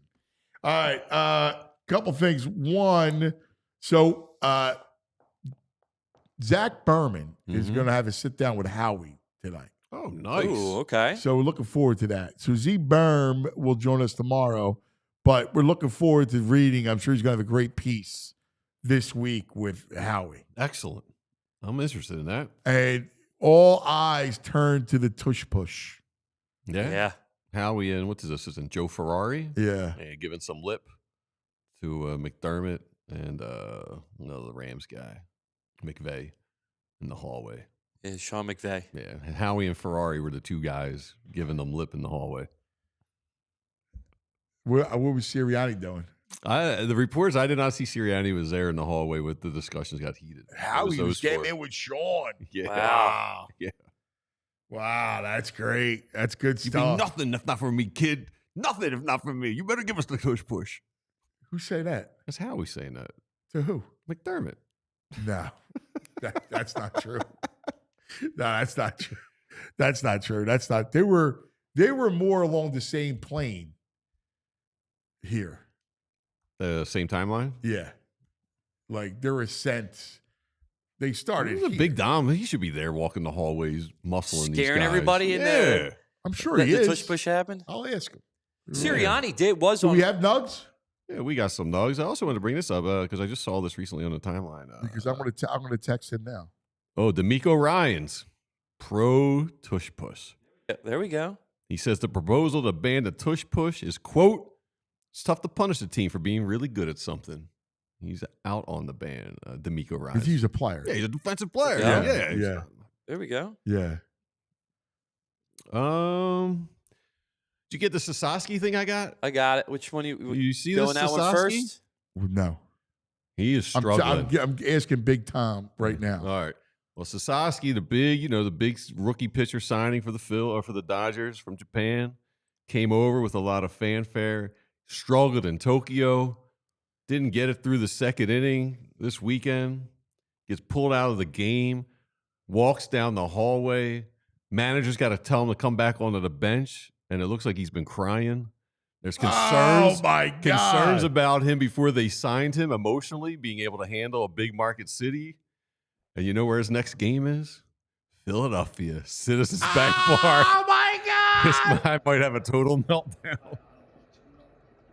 Oh my God. Yeah, this is him. Sasaki. He's all like, his eyes are all bloodshot. Looks like he's having a tough time. That's just it, man. Yeah. I saw like he just didn't have anything. Nothing. How old is he though? 21, I think they said. Yeah. Yeah, he's a young kid and coming from Japan over here. I mean, yeah, tougher crowds, much Different tougher quality of opponent. We'll see. It's going to be much tougher Citizens Bank Park when the Dodgers are here. Oh my God. Are you kidding me? Like, I can't wait. Where's that series? I don't know. I saw it's got to be coming up because they Isn't said it the his end next of this week? They said his next start is in Philadelphia, Citizens Bank Park. Thursday, right? think it's the Thursday end of or this Friday. week, Like, yeah. dude, that's a showdown. Yeah. Phillies Dodgers. Oh, they come- I hate the fact that They it's so come early. Friday, Saturday, It's Sunday. Friday. It's a weekend. Friday, Saturday, Sunday. Yeah. Dodgers. Yeah. Yo, dude. Might be Luzardo supposed to go to that game, I think. And Ooh. Sasaki's pitching Friday? I don't know which game. I forget what day of the It would have series to it be. is, If you but pitch Saturday, it would be Friday. like it. Wow. Yeah. That's fantastic. I know. It's good stuff. The you know how those NFL coaches always gather? They take that team photo Yeah. or the coaches photo. Yeah. They all gathered and Yeah. they Andy always has the Hawaiian shirt on. yeah. Andy stick true with the Hawaiian shirt on. Our boy Nick stood out. He only guy wearing shorts. I Really? like it. Yeah, he's looking casual. He's looking lean. There he is. Look at that. Sitting next to Sean, by the way. Oh yeah, he should And be giving him some Andy- elbows. Yeah, McDermott. That's pretty cool. He's sitting Right, between jabbing him. Andy and Sean. That's awesome. Look at Andy's pants. Andy's pants little. He needs higher socks or something. He's got the Frazier high pants. Andy looks trim. He does look trim. Andy looks good. That's a great picture. We get the front seat, dude. Yeah. Nick gets the front seat. He's a Super Bowl champ. Dude, that's impressive. He should be in the middle. I mean, honestly, he should be in the middle. Yeah. Super Bowl champ should be in the middle. Yeah. Move Nah. Sean. King Andy should take a seat to the left. Well, Nah. Sean's more middle. McVay's more middle. You got to put him there to switch him. Yeah, maybe. Yeah. No, Andy's in the middle. 1, 2, 3, 4, 5, 6, No, Andy's 7. in the middle. Andy's the king. It's a split middle. Yeah, it's a split. There's No, he there's- should be. No, Nick should be front and center. Nick should be on a throne. The coach who wins a Super Bowl should be on like a that would throne. be awesome. On a Bring throne. out the throne? Yeah, when I everyone's sitting around. support that. A throne in his short. You get the crown I on, can and totally, little I robe, can and- totally see yeah. that. Scepter, like Yeah. I can see that. Baldy doing a little deep dive this weekend. Baldy Cousteau found a species he didn't know what it was. He asked the Twitterverse or the Xverse, does anybody know what this thing is crawling around on Wow. the floor that I found? it is a creature. Make it full screen. Can you do it? What is that? It's a starfish. It's a type of starfish. Yeah. Oh, wow. People chimed in. It's a star brittlefish. Baldy man living his best life. Jacques Baldy's Baldinger. Jacques is the man. Jacques down there. just here. It just sounds crazy under there. Yeah, no, Gurgly. Jacques is it, man. Yeah. That's cool. That's good stuff, man. Outside Nationals Park, there were vendors set up selling merch like there normally was, except it was Phillies merch. Are you serious? Yeah. Yes. They had merch. That's a victory. And not only guys was like, the bags running around, full table set up with All Philly stuff? Phillies gear. That's fabulous. That's fabulous. Look at that. That's amazing. Oh, I love it. Dude, there was a thing going around. I don't think I have a picture of it, but man, the Nats, I can read it. It's a Reddit thread, and it's the Nationals Reddit thread. The title, "We got to do something about the Phillies fans next time."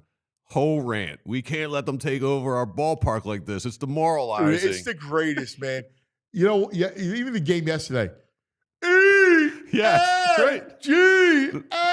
E-L-E-L. They're all Reddit's like, if I hear one more Eagles chant our ballpark. Hey, I got a question. Speaking of the Eagles chant, the fight song. Oh. There's a commercial out there that ripped off the Eagles fight song. What? Yes. Commercial for what? Ask the chat. Commercial for what? So it's like Pepsi or something, right? If you watch the tournament, it always gets me at the end because they go, I don't know if they do with the road to victory. Same melody? But they end with like the song. Drink a Pepsi. No, but it's like they say victory. Really? And it's a whole Fit Dad rip-off. CEO saying he saw it, but no clue. He hasn't said. Oh, EEN says it's Coke Zero. Yeah, I knew it was a soda. Coke Zero. It was a soda. Markel Fultz says he's been hearing it all March Madness. Yes, and it drives me nuts because I'm like, wait a second, they ripped off the Eagles song, I gotta check that out. and I wonder if the marketing guy was a Eagles fan. Markel Futz says that they say Toast toast to to victory. victory Yeah. Right. instead. Right, Wow. Yeah. but it's a violation. K Red saying 100% ripped off. Yeah, dude. That is Right? terrible. Wow. Yeah. You guys, That's a Is Coke a violation. sponsor of the Eagles? If not, they should be a cease and desist letter. on that. No, I think it's Pepsi. I think they have Pepsi. I gotta tell you, I was frustrated because a couple times, every time I would hear it, I'm thinking, wait, that's not they just the first time it confused me. I'm like, wow, did we get our own kind of national thing? They must, you can't. I know as a guy, I've managed bands that cover songs. You can cover it without getting express permission. Once you start changing the lyrics and the meaning of it, though, you have to get a permission or else you're liable for copyright. I got to tell you, I think there's a violation. I mean, Toast to Victory is Yeah. changing the meaning of and they song. say it the same way. Toast to victory. Yeah. Ooh, that's weak. Yeah, K Red also said they slightly sped it up as Yeah. well. Yeah, So, I K don't- Red, spot on. Oh, that's weak. Let's fight it. That's weak. It feels like an AI commercial. Yes. Markel Futz. Yeah. Yeah. The It end- does. This Reddit thread at the end. I just do not need to hear any of those bleeping Eagles chants next time. They're so frustrated down there. Yeah. Oh, we were gee. rubbing it in their faces because We're up against it. Let me Commanders. see. We keep going. All right. I guess we're going to end. We'll do overtime. I mean, we got it back in the day. Do you want to do it back in the day? Yeah, let's do it back in the day. Let's go overtime. It was a couple minutes.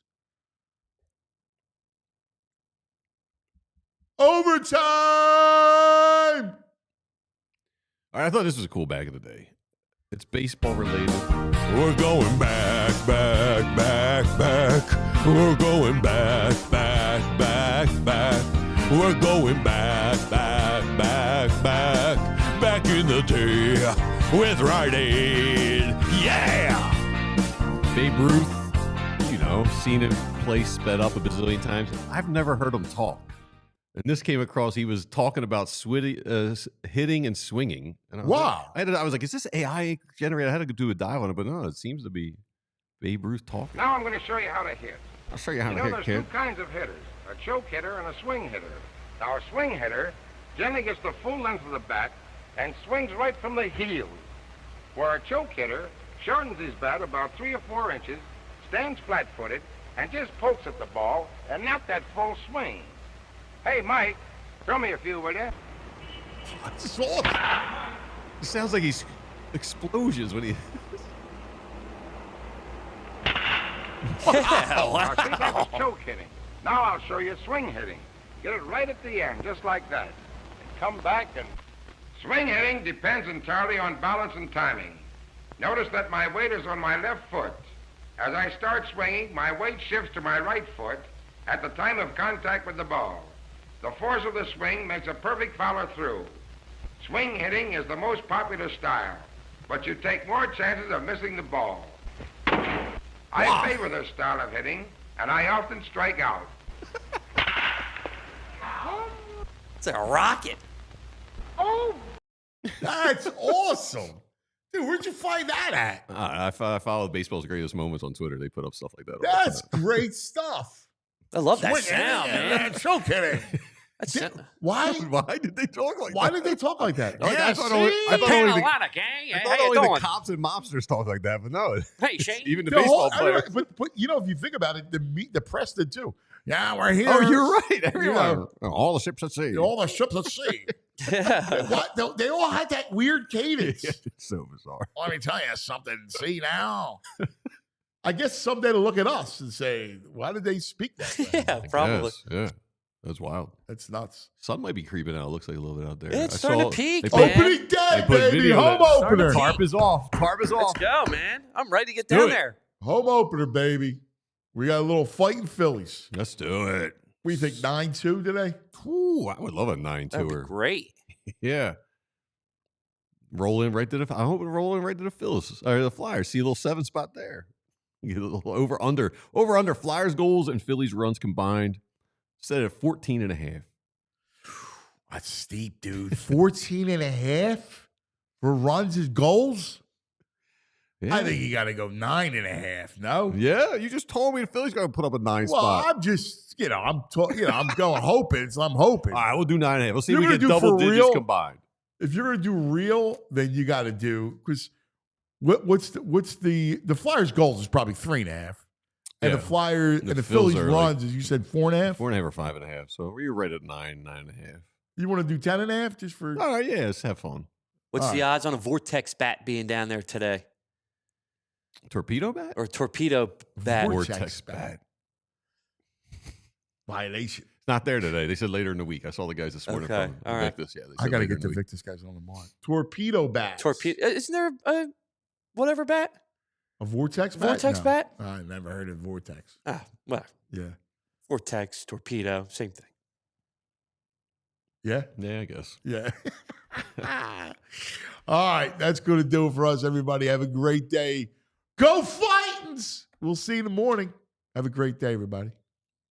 We all silly like the mayor.